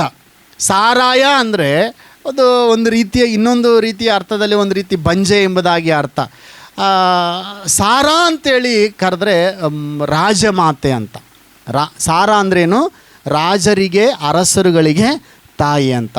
ಅಬ್ರಹಾಮ್ ಅಂತಂದರೆ ಸಮೂಹಗಳಿಗೆ ತಂದೆ, ಅಂದರೆ ಒಂದು ದೊಡ್ಡ ಸಮೂಹ ಅಂತಂದರೆ ಸಮೂಹಗಳಿಗೆ ತಂದೆ ಅಂತ. ಆವಾಗ ದೇವರು ಹೇಳ್ತಾನೆ, ಇವರನ್ನು ನೀನು ಇದನ್ನು ಅಭ್ಯಾಸ ಮಾಡು, ಇನ್ಮೇಲೆ ನೀನು ಅದನ್ನೇ ನುಡಿ ಅಂತೇಳಿ. ಎಲ್ಲರೂ ಜೋರಾಗಿ ಅಲ್ಲೇಲೂಯ. ಎಷ್ಟು ಜನ ನಿಮ್ಮ ಪರಿಸ್ಥಿತಿಗಳನ್ನು ನೋಡಿ ನೀವು ಈ ರೀತಿ ನುಡಿತೀರಿ, ನಾವೇನು ಉದ್ಧಾರ ಆಗಲ್ಲ ಬಿಡ್ರಿ, ನಾವೇನು ಮನೆ ಕಟ್ಟಲ್ಲ ಬಿಡ್ರಿ, ನಾವೇನು ಸುಧಾರಿಸಲ್ಲ ಬಿಡ್ರಿ. ಕೆಲವರು ಮಕ್ಕಳನ್ನ ನೋಡಿ ಹೇಳ್ತಾರೆ, ಇವನೇನು ಸುಧಾರಿಸಲ್ರಿ ಸರ್, ಇವನು ಅಷ್ಟೇ ರೀ, ಇವನ ಕತೆ ಅಷ್ಟೇ ರೀ, ಇವನು ಹಾಳಾಗಿ ಹೋಗ್ತಾನೆ ರೀ ಅಂತಾರೆ. ಸ್ತೋತ್ರ. ಹಾಳಾಗಿ ಹೋಗ್ತಾನೆ ಅಂದರೆ ಅವನು ಹಾಳಾಗೇ ಹೋಗ್ತಾನೆ. ಯಾರು ಕೊಟ್ಟ ಆಶೀರ್ವಾದ ಅಂದರೆ ಅವ್ರ ತಂದೆ ತಾಯಿ ಕೊಟ್ಟ ಆಶೀರ್ವಾದ ಅದು. ಹಲ್ಲೆಲೂಯ. ಇವನು ಸುಧಾರಿಸಲ್ಲ ರೀ, ಇವನು ಹಾಳಾಗಿ ಹೋಗ್ತಾನೆ ಅಂತೇಳಿ ಕೆಲವು ತಂದೆ ತಾಯಿ ಈಗಾರ ಸುಧಾರಿಸಲಿ ಅಂತ ಅಂತಿರ್ತಾರೆ. ಆದರೆ ಅದು ಬೇರೆ ಲೆಕ್ಕ, ಅವ್ರಿಗೇನೋ ಕೋಪ ಬರಲಿ ಅಂತ ಹೇಳೋದು ಬೇರೆ ಲೆಕ್ಕ. ಕೆಲವರು ಇವನು ಚೆನ್ನಾಗಾಗಲ್ರಿ, ನಾನು ಅಂತೀನಿ, ಅಕ್ಕ ನಿಮ್ಮ ಗಂಡ ಕುಡಿಯೋದು ಬಿಡ್ತಾನೆ, ಪ್ರಾರ್ಥನೆ ಮಾಡಿರಿ. ಇಲ್ಲ ಸರ್, ಅವ ಮಾತ್ರ ಕುಡಿಯೋದು ಬಿಡಲ್ಲ ನೋಡ್ರಿ, ಸತ್ತು ಮಣ್ಣಿಗೆ ಹೋಯ್ತಾನೆ ಕನ್ನಡಕ್ಕೆ ಕುಡಿಯೋದು ಬಿಡೋದೇ ಇಲ್ಲ ಅಂತ ಅನ್ನೋರು ಕೂಡ ನಾನು ಕೇಳಿಸ್ಕೊಂಡಿದ್ದೀನಿ. ಸ್ತೋತ್ರ. ಹಲ್ಲೆಲೂಯ. ಎಲ್ಲರೂ ಜೋರಾಗಿ ಹಲ್ಲೆಲೂಯ. ದೇವರು ಅಬ್ರಾಮನಿಗೆ ಹೇಳಿದ್ನು, ನೀನು ಇನ್ಮೇಲೆ ಸಮೂಹಗಳಿಗೆ ತಂದೆ ಅಂತೇಳಿ. ಈಗ ಅವನ ಭಾಷೆ ಬದಲಾಯಿತು. ಅಂದ್ರೇನು?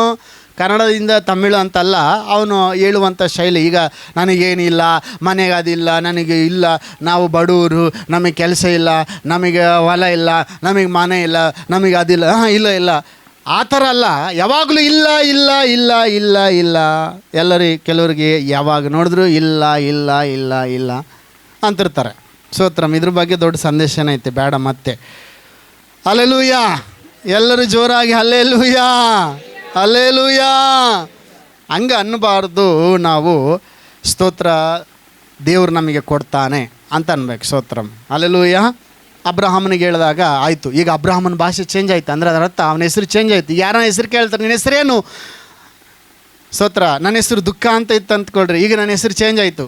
ಒಂದು ಉದಾಹರಣೆ ಅಂದ್ಕೊಳ್ರಿ, ನಿನ್ನ ಹೆಸರೇನು? ನನ್ನ ಹೆಸರು ಸಂತೋಷ.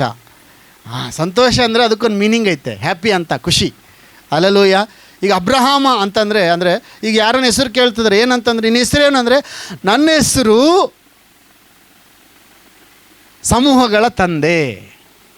ಯಾರನ್ನ ನೋಡಿದಾಗ ಅಂತಾರೆ, ಮಗನಿಗೆ ಸಣ್ಣದೊಂದು ಪಿಳ್ಳೆಗೂಡ ಇಲ್ಲ, ಸಮೂಹಗಳಿಗೆ ತಂದೆ ಅಂತೆ. ಹಲ್ಲೆಲೂಯ.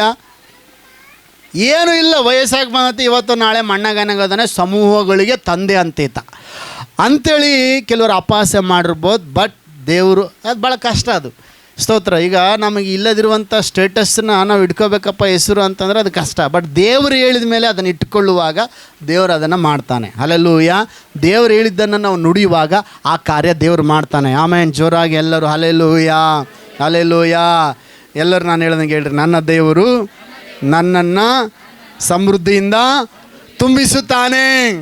ಈಗ ಏನು ಇಲ್ಲದೆ ಇರಬಹುದು, ಆದರೆ ಒಂದು ಸಮಯದಲ್ಲಿ, ಬರುವ ಸಮಯಗಳಲ್ಲಿ ದೇವರು ನನ್ನನ್ನು ಅಧಿಕವಾಗಿ ಆಶೀರ್ವದಿಸುತ್ತಾನೆ. ಹಲ್ಲೆಲೂಯ. ಎರಡು ಕೈಗಳ ಮೇಲಕ್ಕೆತ್ತಿ ಹೇಳೋಣ, ಹಲ್ಲೆಲೂಯ. ಅಬ್ರಹಾಮನಿಗೆ ದೇವರು ಮತ್ತೆ ಹೇಳ್ತಾನೆ, ಅಬ್ರಹಾಮ ನೀನು ಇದನ್ನೆಲ್ಲ ಮಾಡಬೇಕು, ಹಿಂಗೆಲ್ಲ ಮಾಡಬೇಕು ಅಂತೇಳಿ ಮತ್ತೆ ಹೇಳ್ತಾನೆ.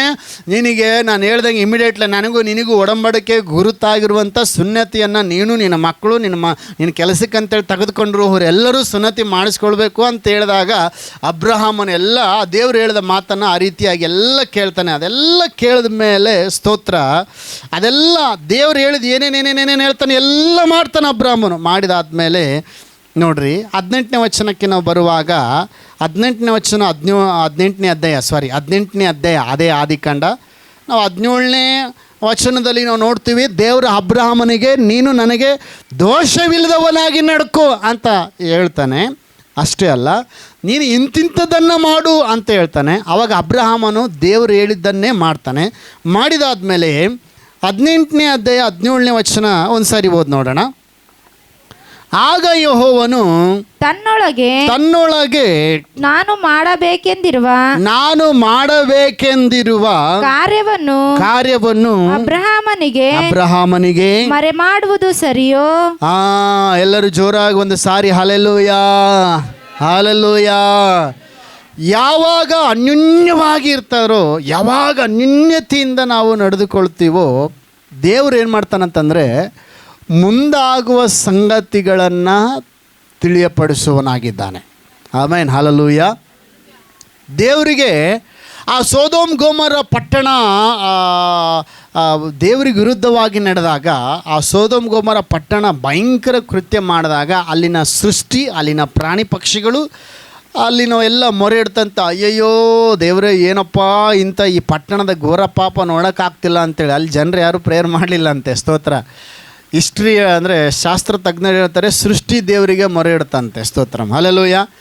ನಾನು ಒಂದು ದಿವಸ ಮೊನ್ನೆ ರೀಸೆಂಟಾಗಿ ಎಲೆಕ್ಷನ್ ದಿವಸ ಕಮ್ಟಾಣ ಹೋಗಿದ್ದೆ. ಕಮ್ಟಾಣ ಹೋದಾಗ ಸ್ವಲ್ಪ ಬಾಟಲ್ ತಗೊಂಡು ಆ ಕಡೆ ಕಾಡು ಕಡೆಗೆ ಹೋಗಿದ್ದೆ ಬೆಳಗಿನ ಜಾವದಲ್ಲಿ. ಆವಾಗ ನನಗೆ ಹಕ್ಕಿ ಪಕ್ಷಿಗಳು, ಆ ಒಂದು ಪಕ್ಷಿಗಳ ಒಂದು ಆ ಶಬ್ದಗಳು ಎಲ್ಲ ನಾನು ಕೇಳಿಸ್ತಿರ್ಬೇಕಾದ್ರೆ ನನಗೆ ದೇವ್ರ ವಾಕ್ಯ ನೆನಪಾಯಿತು. ಏನಂತಂದರೆ, ವಾಕ್ಯದಲ್ಲಿ ಹೇಳ್ತದೆ, ಹಕ್ಕಿ ಪಕ್ಷಿಗಳು, ಗಿಡ ಮರಗಳು ಎಲ್ಲವೂ ಕೂಡ ದೇವರನ್ನು ಪ್ರತಿದಿನ ತಪ್ಪದೇ ಪ್ರಾರ್ಥನೆ ಮಾಡುವಂಥದ್ದು ಹಕ್ಕಿ ಪಕ್ಷಿಗಳು. ಹಲ್ಲೆಲೂಯಾ. ಪ್ರಾಣಿಗಳು, ಗಿಡ ಮರಗಳು ನಾವು ನೋಡ್ತೀವಿ ಎಲ್ಲೋ ದೇವರನ್ನ ಸ್ತುತಿ ಮಾಡ್ತತೆ. ಬರೇ ಭಾನುವಾರ ಮಾತ್ರ ಸ್ತುತಿ ಮಾಡೋ ಒಂದು ಪ್ರಾಣಿ ಅಂತಂದರೆ ಅದು ನರಪ್ರಾಣಿ. ಹಲ್ಲೆಲೂಯಾ, ಹಲ್ಲೆಲೂಯಾ, ಸ್ತೋತ್ರಂ ಅಂತಂದರೆ ಎಲ್ಲರಲ್ಲ, ಕೆಲವರು ಮಾತ್ರ. ಆದರೆ ತಪ್ಪದಂಗೆ ಪ್ರೇಯರ್ ಮಾಡುವಂಥದ್ದು ಯಾವುದು ಹೇಳ್ರಿ? ಪಕ್ಷಿಗಳು. ಹಲ್ಲೆಲೂಯಾ. ನೀವು ನೋಡಿರಿ, ಬೆಳಗ್ಗೆ ಎದ್ದು ಕಾಡು ಕಡೆಗೆ ಹೋಗಿ ನೋಡ್ರಿ, ಎಷ್ಟು ಅವು ಸುಮ್ಮನೆ ಇರೋಂಗಿಲ್ಲ, ಕೊಡ್ರರು ಅಂತಂದ್ರೆ ಅದರ ಅರ್ಥ ಏನು ಮಾಡ್ತದೇವೆ ಅಂತಂದರೆ ಅವು ಮಾರ್ನಿಂಗ್ ಡಿವೋಷನ್ ಪ್ರೇಯರ್ ಅವುಗಳಿಗೆ. ಹಲ್ಲೆಲೂಯಾ, ಪ್ರೇಯರ್ ಮಾಡ್ತಿರ್ತವೆ. ಸೊ ಆ ರೀತಿಯಾಗಿ ಆ ಸೊದೋಮ್ ಗೊಮೋರ ಪಟ್ಟಣ ಮೊರೆ ಇಟ್ಟಾಗ ದೇವರು ಆ ಸೊದೋಮ್ ಗೊಮೋರ ಪಟ್ಟಣ ನಾಶನ ಆಗಬೇಕು, ನಾಶ ಮಾಡಿಬಿಡ್ತೀನಿ, ಬೆಂಕಿ ಸುರಿಸಿ ಅಂತೇಳಿ ದೇವ್ರು ನಿರ್ಣಯ ಮಾಡಿದಾಗ ಟಕ್ಕನಂಗೆ ಅಬ್ರಾಮ ನೆನಪು ಬಂದಂತೆ. ಯಾಕೆ ಗೊತ್ತಾ ಅಬ್ರಾಮ ನೆನಪು ಬಂದಂದರೆ, ಅಬ್ರಾಮ ದೇವರೊಂದಿಗೆ ಅನ್ಯೋನ್ಯವಾಗಿ ನಡ್ಕೊಳ್ತಾ ಇದ್ದನು. ಹಲ್ಲೆಲೂಯಾ. ಸೊ ಅಬ್ರಹಾಮ ನನ್ನ ಜೊತೆಗೆ ಇಷ್ಟು ಕ್ಲೋಸ್ ಅದನಲ್ಲ, ಇಷ್ಟು ಕ್ಲೋಸ್ ಅದನ ಅಬ್ರಹಾಮ. ಮತ್ತು ಅವನಿಗೆ ಹೇಳಿಲ್ದಂಗೆ, ಈಗ ನೋಡ್ರಿ, ಯಾರನ್ನ ಫುಲ್ಲು ಕ್ಲೋಸ್ ಇರ್ತಾರೆ, ಮದುವೆ ಫಿಕ್ಸ್ ಆದಮೇಲೆ ಹೇಳ್ದಂಗೆ ಇರ್ತೀರಾ? ಹೇಳ್ದಂಗಿರಲ್ಲ. ಅಥವಾ ಮನೇಲಿ ಏನಾದರೂ ಒಂದು ಕೆಟ್ಟ ಸಂಭವಿಸಿದ್ರು ಕೂಡ ನಿಮ್ಮ ಜೊತೆಗೆ ಭಾಳ ಅನ್ಯೋನ್ಯತೆಗಿದ್ರು ಹೇಳ್ದಂಗೆ ಇರ್ತಾರ? ಅಥವಾ ಮುಂದೆ ಏನಾದರೂ ನೀವು ಒಂದು ದೊಡ್ಡ ಪ್ಲ್ಯಾನ್ ಮಾಡಕತ್ತೀರಿ, ಏನಾದರೂ ಒಂದು ಹೊಲ ಖರೀದಿ ಮಾಡಿದ್ರೆ ಅಂದ್ಕೊಳ್ರಿ, ನೀವು ಅವ್ರಿಗೆ ಹೇಳ್ದಂಗೆ ಇರ್ತೀರ? ಹೇಳ್ದಂಗಿರಲ್ಲ. ಯಾಕೆ? ಅನ್ಯೋನ್ಯವಾಗಿ ಮಾಡೋಕ್ಕೆ ಹೋಗೋದು ಐತಂದ್ರೂ ಕೂಡ ನೀವು ಹೇಳ್ತೀವಿ. ಯಾಕೆ? ನೀವು ನಿಮ್ಮ ಜೊತೆಗೆ ಅವ್ರು ಅನ್ಯೋನ್ಯವಾಗಿ ಇರೋದ್ರಿಂದ. ಆಮೇನ್, ಹಲ್ಲೆಲೂಯಾ. ದೇವರು ಕೂಡ ಅಬ್ರಹಾಮನಿಗೆ ಈ ರೀತಿಯಾಗಿ ನೆನಪು ಮಾಡ್ಕೊಳ್ತಾನೆ, ಅಬ್ರಹಾಮ ನನ್ನ ಜೊತೆಗೆ ಎಷ್ಟು ಅನ್ಯೋನ್ಯವಾಗಿದ್ದಾನೆ, ನಾನು ಅವನಿಗೆ ಮುಂದಾಗುವುದನ್ನು ಹೆಂಗೆ ನಾನು ಸಡನ್ನಾಗಿ ಮಾಡಿಬಿಡಲಿ, ಅವನಿಗೆ ಏನಾದರೂ ನಾನು ಮಾಡೋದಿತ್ತಂದರೆ ಅವನಿಗೆ ತಿಳಿಸಿ ಮಾಡೋಣ ಅಂತೇಳಿ ದೇವರು ಅಬ್ರಹಾಮನಿಗೆ ತಿಳಿಸಿ ಮಾಡ್ತಾನೆ. ಕಾರಣ ಅಬ್ರಹಾಮ ದೇವರಿಗಿಂತ ದೊಡ್ಡವನು ಅಂತ ಅಲ್ಲ, ಅಬ್ರಹಾಮನು ದೇವರೊಟ್ಟಿಗೆ ಅನ್ಯೋನ್ಯವಾಗಿ ನಡೆದುಕೊಂಡಿದ್ದರಿಂದ. ಹಲ್ಲೆಲೂಯಾ. ಎಲ್ಲರೂ ಜೋರಾಗಿ ಹಲ್ಲೆಲೂಯಾ. ಮತ್ತು ನಾವು ನೋಡ್ತೀವಿ ಆದಿಕಾಂಡ ಪುಸ್ತಕ 6ನೇ ಅಧ್ಯಾಯ 9ನೇ ವಚನ. ಆದಿಕಾಂಡ ಪುಸ್ತಕ 6ನೇ ಅಧ್ಯಾಯ 9ನೇ ವಚನ ಓದಿ ನೋಡ್ರಿ.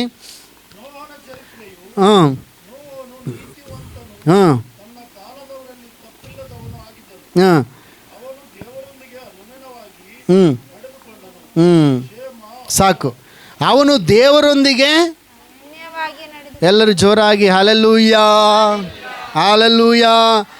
ಅವನು ಯಾರೊಂದಿಗೆ ಅನ್ಯೋನ್ಯವಾಗಿ ನಡೆದುಕೊಂಡನು? ಯಾರೊಂದಿಗೆ ಅನ್ಯೋನ್ಯವಾಗಿ ನಡೆದುಕೊಂಡನು? ಹೇಳ್ರಿ ಯಾರೊಂದಿಗೆ ಅನ್ಯೋನ್ಯವಾಗಿ ನಡೆದುಕೊಂಡನು? ಹಲ್ಲೆಲೂಯಾ. ದೇವರೊಂದಿಗೆ ಅನ್ಯೋನ್ಯವಾಗಿ ನಡೆದುಕೊಂಡವನು ಎಲ್ಲರೊಂದಿಗೂ ಅನ್ಯೋನ್ಯವಾಗಿರ್ತಾನೆ. ಸ್ತೋತ್ರ. ನಿಮಗೆ ಗೊತ್ತಾ, ದೇವರೊಂದಿಗೆ ಯಾರಿಗೆ ಅನ್ಯೋನ್ಯತೆ ಇರಲ್ಲೋ ಅವನು ಪಾಸ್ಟರ್ನ ಸೇರಲ್ಲ. ಯಾವ ಪಾಸ್ಟರ್ ಅಂದರೆ ನಮ್ಮ ಚರ್ಚಿಗೆ ಒಂದು ಹಳ್ಳಿಯಿಂದ ಒಬ್ಬ ಸಹೋದರಿ ಬರ್ತಾಯಿದ್ರು. ನಾವು, ಅಮ್ಮ ನಿಮ್ಮ ಮನೆಗೆ ಪ್ರೇಯರಿಗೆ ಬರ್ತೀವಮ್ಮ, ಪ್ರೇಯರ್ ಮಾಡ್ರಮ್ಮ, ನಿಮ್ಮ ಗಂಡ ಚೇಂಜ್ ಆಗ್ತಾರಮ್ಮ, ನಾವು ಬಂದು ನಿಮ್ಮ ಗಂಡಗೆ ಸುವಾರ್ತೆ ಹೇಳ್ತೀವಮ್ಮ, ಕುಡಿಯೋದು ಬಿಡ್ತಾರಮ್ಮ ಅಂತ ಅಂತಿದ್ವಿ. ಇಲ್ಲ ಪಾಸ್ಟ್ರೇ, ಅವನು ಪಾಸ್ಟ್ರನ್ನೇ ಸೇರಲ್ರಿ ಅಂತಂದ್ರೆ. ಅಂತ ಕೇಳಿದೆ. ಅವರು ನಾಮಕವಾಸ್ತವಾಗಿ ಕ್ರೈಸ್ತವರೇ ಅವರು. ಯಾಕೆ ಅಂತ ಕೇಳಿದ್ರೆ, ಯಾಕಂತಂದರೆ ಅವನಿಗೆ ದೇವ್ರಂಬದೇ ತೀಜೇ ಗೊತ್ತಿಲ್ಲ ಸರ್. ಅವನು ಕೆಲವರು ವರ್ಷಕ್ಕೊಂದು ಸಾರಿನಾರ ಕ್ರಿಸ್ಮಸ್ಸಿಗಾರ ಚರ್ಚಿಗೆ ಬರ್ತಾರೆ, ಅವನು ಕ್ರಿಸ್ಮಸ್ಸಿಗೂ ಕೂಡ ಚರ್ಚಿಗೆ ಬರಲ್ಲ ಸರ್. ಹಂಗಾಗಿ ದೇವರೇ ಗೊತ್ತಿಲ್ಲ, ಇನ್ನು ದೇವ್ರ ಸೇವಕರಿಗೆ ಏನು ತಿಳಿತಾನೆ ಅವನು ಅಂತ ಅಂದರು ಒಬ್ಬ ಸಹೋದರಿ. ಅಲ್ಲೇಲೂಯ. ಯಾವ ವ್ಯಕ್ತಿ ದೇವರೊಂದಿಗೆ ಅನ್ಯೋನ್ಯವಾಗಿರ್ತಾನೋ ಆ ವ್ಯಕ್ತಿ ದೇವ್ರ ಸೇವಕರೊಂದಿಗೆ ಅನ್ಯೋನ್ಯವಾಗಿರ್ತಾನೆ.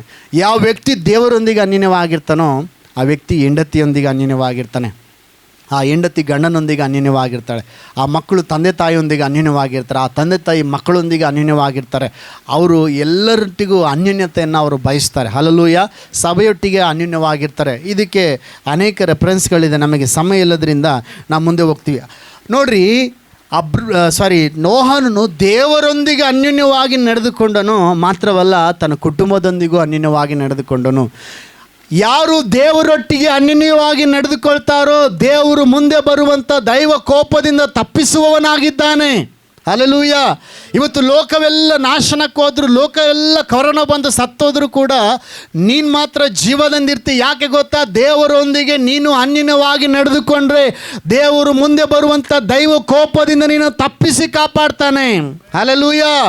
ಲೋಕವೆಲ್ಲ ಇಷ್ಟ ಬಂದಂಗೆ ನಡೀಲಿ, ಪರವಾಗಿಲ್ಲ, ನೀನು ಮಾತ್ರ ದೇವರ ಅನ್ಯೋನ್ಯತೆಯಲ್ಲಿ ನಡೆದ್ರೆ ಮುಂದೆ ಬರುವಂಥ ಆತನ ಬರುಣದಲ್ಲಿ, ಆ ನಾವೇ ಎಂಬ ಬರುಣದಲ್ಲಿ, ಕ್ರಿಸ್ತನ ರಾಜ್ಯದಲ್ಲಿ ನೀನು ಎತ್ತಲ್ಪಡುವ ಮಗನು ಆಗಿರ್ತೀಯ. ಆಮೇನ್. ಹಲ್ಲೆಲೂಯ. ಆ ನೋಹನನು ದೇವರೊಂದಿಗೆ ಅನ್ಯೋನ್ಯವಾಗಿ ನಡೆದುಕೊಂಡಿದ್ದನು. ಮಾತ್ರವಲ್ಲ, ಕುಟುಂಬದೊಂದಿಗೂ ಅನ್ಯೋನ್ಯವಾಗಿ ನಡೆದುಕೊಂಡನು. ಹೆಂಗೆ ಅಂತ ಕೇಳಿದಾಗ, ಆ ಕುಟುಂಬ ಎಷ್ಟು ಸಪೋರ್ಟ್ ಮಾಡ್ತೋ ಅವನಿಗೆ ಅಂತಂದರೆ, ದೇವರು ನೋಹನ ಬಂದು ಹೇಳ್ತಾನೆ, ಪ್ರಪಂಚ ಎಲ್ಲ ಪಾಪ ತುಂಬಿಟ್ಟತೆ, ಎಲ್ಲ ನಾಶನ ಮಾಡಿ ನಿನ್ನ ಮನೆಯನ್ನು ಮಾತ್ರ ನಾನು ಉಳಿಸ್ತೀನಿ ಅಂತ ಹೇಳಿದಾಗ ಅವ್ರ ಮನೆಯವ್ರು ಎಷ್ಟು ಸಪೋರ್ಟ್ ಮಾಡ್ತಾರೆ ಅವ್ರ ಅಪ್ಪಗೆ ಅಂದರೆ, ಆಯಿತು ಅಪ್ಪ ನಾವು ಮಾಡೋಣ ತಗ ಅಂತೇಳಿ ಅವರು ಎಲ್ಲ ಕೆಲಸಕ್ಕೆ, ಆ ನಾವೇ ನಿರ್ಮಾಣದ ಆ ಕೆಲಸಕ್ಕೆ ನಿಲ್ತಾರೆ. ಕಾರಣ ಇವರು ಕೂಡ ದೇವರಿಗೆ ಭಯಪಡುವವರೇ ಆಗಿರ್ತಾರೆ. ಆಮೇನ್. ಹಲ್ಲೆಲೂಯ. ಎಲ್ಲರೂ ಜೋರಾಗಿ ಹಲ್ಲೆಲೂಯ. ಆದ್ದರಿಂದ ದೇವ್ರ ಮಕ್ಕಳೇ ಗಮನಿಸ್ರಿ, ಯಾವಾಗ ನಾವು ದೇವರೊಟ್ಟಿಗೆ ಅನ್ಯೋನ್ಯವಾಗಿ ನಡೆದುಕೊಳ್ತೀವೋ ಆವಾಗ ದೇವರು ನಮ್ಮನ್ನು ನಾಶನದಿಂದ ತಪ್ಪಿಸಿ ಆತನು ಕಾಪಾಡುವವನಾಗಿದ್ದಾನೆ. ನಮ್ಮ ಜೀವಿತದಲ್ಲಿ ಜಯವನ್ನು ಆತನು ಅನುಗ್ರಹಿಸುವವನಾಗಿದ್ದಾನೆ. ನಾವು ಲೂಕನ ಬರೆದ ಸುವಾರ್ತೆ 1ನೇ ಅಧ್ಯಾಯ 6ನೇ ವಚನದಲ್ಲಿ ಒಂದು ಕುಟುಂಬ ಇರ್ತದೆ, ಒಂದು ದಂಪತಿಗಳಿರ್ತಾರೆ. ಅವರಿಬ್ಬರೂ ಕೂಡ ವಾಕ್ಯ ಹೇಳ್ತದೆ, ಲೂಕನ ಬರೆದ ಸುವಾರ್ತೆ 1ನೇ ಅಧ್ಯಾಯ 6ನೇ ವಚನ. ಲೂಕನ ಬರೆದ ಸುವಾರ್ತೆ 1ನೇ ಅಧ್ಯಾಯ 6ನೇ ವಚನದಲ್ಲಿ ಈ ರೀತಿ, ಅವರಿಬ್ಬರು ಕರ್ತನ ಎಲ್ಲಾ ಆಜ್ಞೆಗಳನ್ನು ನೇಮ ನಿಷ್ಠೆಗಳನ್ನು ಕೈಕೊಂಡು ತಪ್ಪಿಲ್ಲದೆ ನಡಕೊಳ್ಳುತ್ತಾ ದೇವರ ದೃಷ್ಟಿಯಲ್ಲಿ ನೀತಿವಂತರಾಗಿದ್ದರು. ಹಲ್ಲೆಲೂಯ. ಯಾರು ಇವ್ರು ಹೇಳ್ರಿ ನೋಡಮ್, ಈ ಕುಟುಂಬ ಯಾರು? ಹಲ್ಲೆಲೂಯ. ಎಲ್ಲರೂ ಜೋರಾಗಿ ಹಲ್ಲೆಲೂಯ. ಜಕರ್ಯ ಮತ್ತು ಎಲಿಸಬೇತ್ ಇವರಿಬ್ಬರೂ ಕೂಡ ಗಂಡ ಹೆಂಡತಿ. ಕೆಲವು ಕುಟುಂಬಗಳಲ್ಲಿ ಸ್ತೋತ್ರ, ಹೆಂಡತಿ ದೇವ್ರ ಜೊತೆಗೆ ಅನ್ಯೋನ್ಯವಾಗಿದ್ದರೆ ಗಂಡ ದೇವ್ರ ಜೊತೆಗೆ ಅನ್ಯೋನ್ಯವಾಗಿರಲ್ಲ, ಗಂಡ ದೇವ್ರ ಜೊತೆಗೆ ಅನ್ಯೋನ್ಯವಾಗಿದ್ದರೆ ಹೆಂಡತಿ ಅನ್ಯೋನ್ಯವಾಗಿರಲ್ಲ. ಆದರೆ ಇಲ್ಲಿ ಒಂದು ಕುಟುಂಬ ಇದೆ, ಇವರಿಬ್ಬರೂ ಕೂಡ ದೇವರ ಅನ್ಯೋನ್ಯತೆಯಲ್ಲಿ ಇದ್ದರು.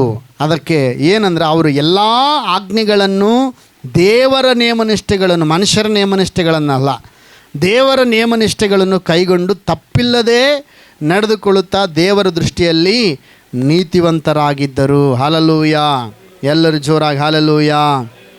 ದೇವರು ಕೆಲವು ಸಾರಿ ನಮಗೆ ನೇಮನಿಷ್ಠೆಗಳನ್ನು ಕೊಡೋದು, ಕೆಲವು ಕಟ್ಟಾಳೆಗಳನ್ನು ಕೊಡೋದು, ಕೆಲವು ನಿಯಮಗಳನ್ನು ಕೊಡೋದು. ಅದರ ಅರ್ಥ ನೀನು ನಿಜವಾಗ್ಲೂ ನನ್ನ ಮೇಲೆ ಪ್ರೀತಿಯನ್ನು ಇಟ್ಟಿದ್ದೀಯಾ ಅಂದೇಳಿ ಪರೀಕ್ಷೆ ಮಾಡುವುದಕ್ಕಾಗಿ ದೇವರು ಕೆಲವು ಸಾರಿ ತನ್ನ ಆಜ್ಞೆಗಳನ್ನು, ತನ್ನ ನಿಯಮಗಳನ್ನು ದೇವರು ನಮಗೆ ವಿಧಿಸ್ತಾನೆ. ಆದರೆ ನಾವು ಏನು ಮಾಡ್ತೀವಪ್ಪ ಅಂತಂದರೆ, ಮನುಷ್ಯರಾದ ನಾವು ದೇವರ ನಿಯಮಗಳಿಗೆ, ದೇವರ ಆಜ್ಞೆಗಳಿಗೆ ನಾವು ಒಳಗಾಗೋದಿಲ್ಲ. ದೇವರ ನೀನು ಹೇಳಿದ ಮಾತ್ರ ನಾನು ಕೇಳೋದಿಲ್ಲ, ನಾನು ಹೇಳಿದ ಮಾತ್ರ ನಿನಗೆ ಕೇಳಬೇಕು ಅನ್ನೋರು ನಾವು. ಹಲ್ಲೆಲೂಯ.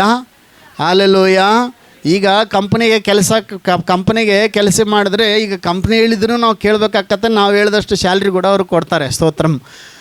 ಆದರೆ ಇಲ್ಲಿ ಏನಪ್ಪ ಅಂತಂದರೆ, ದೇವರು ಕೆಲವು ಸಾರಿ ನಮ್ಮನ್ನು ಪರೀಕ್ಷೆ ಮಾಡ್ತಾನೆ ಅಷ್ಟೇ. ನಾವು ಕೃಪೆಯಿಂದಲೇ ರಕ್ಷಣೆ ಹೊಂದಿದ್ದೀವಿ, ನಿಜನೇ. ಆದರೆ ಆ ಕೃಪೆ ನೀನು ಹೊಂದಿಕೊಂಡಿದ್ದೀಯಾ, ಆ ಕೃಪೆಯಲ್ಲಿ ನೀನು ನಿಂತಿದ್ದೀಯಾ ಅನ್ನೋದಕ್ಕೆ ಗುರುತು ಏನಂದರೆ ಆತನನ್ನು ನೀನು ಪ್ರೀತಿಸುವುದು. ಆತನನ್ನು ಪ್ರೀತಿಸ್ತಿದ್ದೀಯಾ ಅನ್ನೋದಕ್ಕೆ ಗುರುತು ಏನಂದರೆ ಆತನ ಆಜ್ಞೆಗಳಿಗೆ ವಿಧೇಯರಾಗುವಂಥದ್ದಾಗಿದೆ. ಹಲ್ಲೆಲೂಯಾ. ವಾಕ್ಯದಲ್ಲಿ ನಾವು ನೋಡ್ತೇವೆ, ವಿಮೋಚನೆ ಕಾಂಡ 16ನೇ ಅಧ್ಯಾಯ, ಇನ್ನು 2 ವಚನಗಳಿದ್ದಾವೆ, ಓದಿಸಿ ಮುಗಿಸ್ಲಿಕ್ಕೆ ಇಷ್ಟಪಡ್ತೀನಿ. ವಿಮೋಚನೆ ಕಾಂಡ 16ನೇ ಅಧ್ಯಾಯ 4ನೇ ವಚನದಲ್ಲಿ ನಾವು ನೋಡುವಾಗ ಇಸ್ರಾಯೇಲರಿಗೆ ದೇವರು ಒಂದು ನಿಯಮವನ್ನು, ಒಂದು ಕಟ್ಟಳೆನಲ್ಲಿ ಕೊಡುವುದನ್ನು ನಾವು ನೋಡ್ತೇವೆ. ಆಗ ಯೆಹೋವನು ಮೋಶೆಗೆ, ಇಗೋ ನಾನು ಆಕಾಶದಿಂದ ನಿಮಗೋಸ್ಕರ ಆಹಾರವನ್ನು ಸುರಿಸುವೆನು. ಈ ಜನರು ಪ್ರತಿದಿನವೂ ಹೊರಗೆ ಹೋಗಿ ಆಯಾ ದಿನಕ್ಕೆ ಬೇಕಾದಷ್ಟು ಮಾತ್ರ ಕೂಡಿಸಿಕೊಳ್ಳಬೇಕು. ಇದರಿಂದ ಇವರು ನನ್ನ ಬೋಧನೆಯನ್ನು ಅನುಸರಿಸಿ ನಡೆಯುವವರೋ ಅಲ್ಲವೋ ಎಂದು ಪರೀಕ್ಷಿಸಿ ತಿಳಿಯುತ್ತೇನೆ. ಎಲ್ಲರೂ ಜೋರಾಗಿ ಹಲ್ಲೆಲೂಯಾ, ಜೋರಾಗಿ 2 ಕೈಗಳೆತ್ತಿ ಹಲ್ಲೆಲೂಯಾ. ಈಗ ದೇವರು ಇಸ್ರೇಲರನ್ನ ಎಲ್ಲಿಂದ ಬಿಡಿಸಿದ್ನಪ್ಪ ಅಂತಂದರೆ, ಐಗುಪ್ತ ದೇಶ ಭಯಂಕರವಾದ ಬಂಧನದಲ್ಲಿ 1 ಕೂಳಿಗೆ ಭಯಂಕರವಾದ ಹಿಂಸೆ ಅನುಭವಿಸ್ತಾ ಕಷ್ಟಪಡ್ತಾ ಶತ್ರುಗಳ ವಶದಲ್ಲಿ ಇದ್ದಂಥ ಇವರನ್ನು ದೇವರು ಬಿಡುಗಡೆ ಮಾಡಿ ಸಮುದ್ರವನ್ನು ವಿಭಾಗ ಮಾಡಿ ಕರ್ಕೊಂಡು ಬಂದು ಬಂಡೆಯಿಂದ ನೀರನ್ನು ಕೊಟ್ಟು ದೇವರು ಇವ್ರನ್ನ ಹಗಲಲ್ಲಿ ಇವರಿಗೆ ಬಿಸಿಲು ಬೀಳಬಾರ್ದಂಥ ಮೇಘಸ್ತಂಭವಾಗಿ, ಇರುಳಲ್ಲಿ ಇವರಿಗೆ ಕತ್ತಲಾಗಬಾರ್ದಂಥ ಅಗ್ನಿಸ್ತಂಭವಾಗಿ ನಡೆಸ್ಕೊಂಡು ಬಂದರು ದೇವರು. ಆಮೇಲೆ ಏನಾಯಿತು, ಇವರಿಗೆ ಆಹಾರ ಇಲ್ಲದೆ ಹೋದಾಗ ಇವರು ಗುಣಗುಡ್ತಾ ಇರಬೇಕಾದ್ರೆ ಇವರಿಗೆ ಸ್ತೋತ್ರ ಮೋಶೆ ಈ ರೀತಿ ಹೇಳ್ತಾನೆ, ನೋಡ್ರಪ್ಪ ನೀವು ಗುಣಗುಡ್ತಿರೋದು ನಮಗಲ್ಲ ದೇವರಿಗೆ ಅಂತೇಳಿ ಚೆನ್ನಾಗಿ ತಿಳ್ಕೊಡ್ರಿ ಅಂತ ಹೇಳ್ತಾನೆ. ನೀವು ಕೆಳಗಿನ ಭಾಗ ಓದಿದಾಗ ಅದು ನಿಮಗೆ ಗೊತ್ತಾಗ್ತದೆ. ದೇವರು ಮೋಶೆಗೆ ಹೇಳ್ತಾನೆ ಏನಂತಂತಂದರೆ, ನಾನು ಆಕಾಶದಿಂದ ನಿಮಗೋಸ್ಕರ ಆಹಾರವನ್ನು ಸುರಿಸುವೆನು.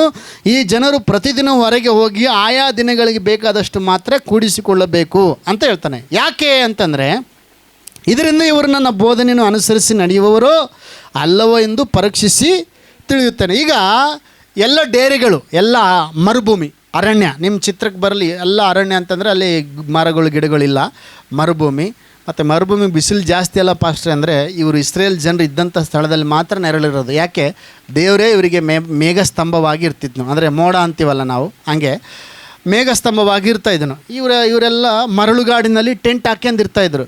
ಈಗ ಇವರಿಗೆ ದೇವರು ಆಹಾರ ಸುರಿಸ್ತಾನೆ, ಬೆಳಗ್ಗೆ ಎದ್ದ ತಕ್ಷಣ ಆಹಾರ ಸುರಿಸ್ತಾನೆ. ದೇವರೊಂದು ನಿಯಮ ಏನಂದರೆ, ನೋಡ್ರಪ್ಪ ನಿಮಗೆ ಆಹಾರ ಎಷ್ಟು ಬೇಕೋ ಅಷ್ಟೇ ತುಂಬ್ಕೊಳ್ರಿ ಅಂತೇಳಿ ಹೇಳಿದ್ರಿ. ಇವ್ರು ಏನು ಮಾಡ್ತಿದ್ರು ಅಂತಂದರೆ, ಬೆಳಗ್ಗೆ ಎದ್ದ ತಕ್ಷಣ ದೊಡ್ಡ ಬೋಗಣಿ ತಗೊಂಡೋಗೋರು ಇವ್ರು ನಮ್ಮವರು. ಎಷ್ಟು ಬೇಕೋ ಅಷ್ಟು ತಗೊಳ್ರಪ್ಪ, ನಾಳೆಗೆ ಮತ್ತೆ ಫ್ರೆಶ್ ಆಹಾರ ಸುರಿಸ್ತೀನಿ ಅಂದರು. ಕೇಳುವಲ್ರಿ ಇವರು. ದೊಡ್ಡ ಬೋಗಣಿ. ಕೆಲವರು ಸ್ತೋತ್ರ, ಕೆಲವು ಮದುವೆಗಳಲ್ಲಿ ನೋಡ್ತೀವಿ ಸ್ತೋತ್ರ ಎಷ್ಟು ಬೇಕೋ ಅಷ್ಟು ಹಾಕ್ಸ್ಕೊಳಂಗಿಲ್ಲ. ಹಾಕು ಇಲ್ರಿ ಮತ್ತೆ ಬರ್ರಿ ಅಂದ್ರೆ ಅವ್ರಿಗೆ ಇಲ್ಲ ಹಾಕು ನೀನು ಅಂತಾರೆ. ಸ್ತೋತ್ರ, ಇಲ್ರಿ ಮತ್ತೆ ಬರ್ರಿ, ಮತ್ತೊಂದು ಟ್ರಿಪ್ ಅಲ್ಲಿ ನಾವು ಪ್ರೇಯರ್ ಮೀಟಿಂಗ್ ಒಳಗೆ ಕೂಡ ಕೆಲವ್ರನ್ನ ನೋಡ್ತಾ ಇರ್ತೀವಿ. ಅಲ್ಲಿ ಇಲ್ಲೊಂದು ಸರಿ ಇಟ್ಟಿರ್ತಾರೆ, ಮತ್ತು ಇನ್ನೊಂದು ಸೆಕೆಂಡ್ ಟೈಮಿಗೆ ಇನ್ನೂ ಕೂಡ ಸಪ್ರೇಟ್ ಅನ್ನ ಇಟ್ಟಿರ್ತಾರೆ. ಏನಪ್ಪ ಅಂತಂದ್ರೆ ನಾವು ಹೋಗ್ತಿರ್ತೀವಿ, ಅವರು ಕರೆಕ್ಟಾಗಿ ಒಂದೊತ್ತಿ ಒಬ್ರಿಗೆ ಎಷ್ಟು ಊಟ ಮಾಡ್ಬೋದು ಒಂದು ಸಾಧಾರಣವಾಗಿ ನೀಡ್ತಾರೆ. ಹಾಕಿ ಅಂತಾರೆ. ಇಲ್ರಿ ಮತ್ತೆ ಬನ್ನಿರಿ ಉಂಡು ಬಂದರೆ, ಇಲ್ರಿ ನೀವು ಹಾಕ್ರಿ ನೀವು ಅಂತೇಳಿ ಹಾಕ್ಸ್ಕೊಂಡು ಹೋಗ್ತಾರೆ. ಹಾಕ್ಸ್ಕೊಂಡು ಹೋದ್ಮೇಲೆ ಸ್ತೋತ್ರ ಒಂದು ಸ್ವಲ್ಪ ತಿಂತಾರೆ. ಬಿಸಿಲಿಗೆ ನೀರು ಕುಡಿದ್ರಾಗೆ ಅದ್ರಾಗೆ ಹೊಟ್ಟೆ ಫುಲ್ಲಾಗಿಬಿಡ್ತತೆ, ಅನ್ನ ವೇಸ್ಟ್ ಅರ್ಧ. ಸ್ತೋತ್ರಂ ಹಲ್ಲೆಲೂಯಾ. ಅಂಥವ್ರು ಕೂಡ ಇದ್ದಾರೆ ಇಸ್ರೇಲ್ರು, ನಮ್ಮವ್ರು ಹಿಂಗೆ. ಅವರು ಏನಪ್ಪ ಅಂದರೆ ಸ್ವಲ್ಪ ಮಾತ್ರ ಕೂಡಿಸ್ಕೊಳ್ರಿ ಅಂದರೆ ಹಂಗೆ ತುಂಬ್ಕೊಳೋದು, ದೊಡ್ಡ ಬೋಗಣಿ ಬೇಕಾದಷ್ಟು ತುಂಬ್ಕೊಳೋದು. ಆದರೆ ದೇವ್ರಿಗೆ ಸ್ತೋತ್ರ, ಕೆಲವ್ರಿಗೆ ದೇವ್ರ ಬುದ್ಧಿ ಕಲಿಸೋಕ್ಕೆ ಏನಪ್ಪ ಅಂತಂದರೆ, ಕಡಿಮೆ ಕುಡಿಸಿದವನಿಗೆ ಹೆಚ್ಚಾಗಲಿಲ್ಲ ಅಂತ, ಕಡಿಮೆ ಕುಡಿಸಿದವನಿಗೆ ಸಾಲ್ಟೇಜ್ ಆಗಲಿಲ್ಲಂತೆ, ಅವನಿಗೆ ಒಟ್ಟು ತುಂಬ ತೃಪ್ತಿಯಾಗಿ ಕೊಟ್ಟನಂತೆ.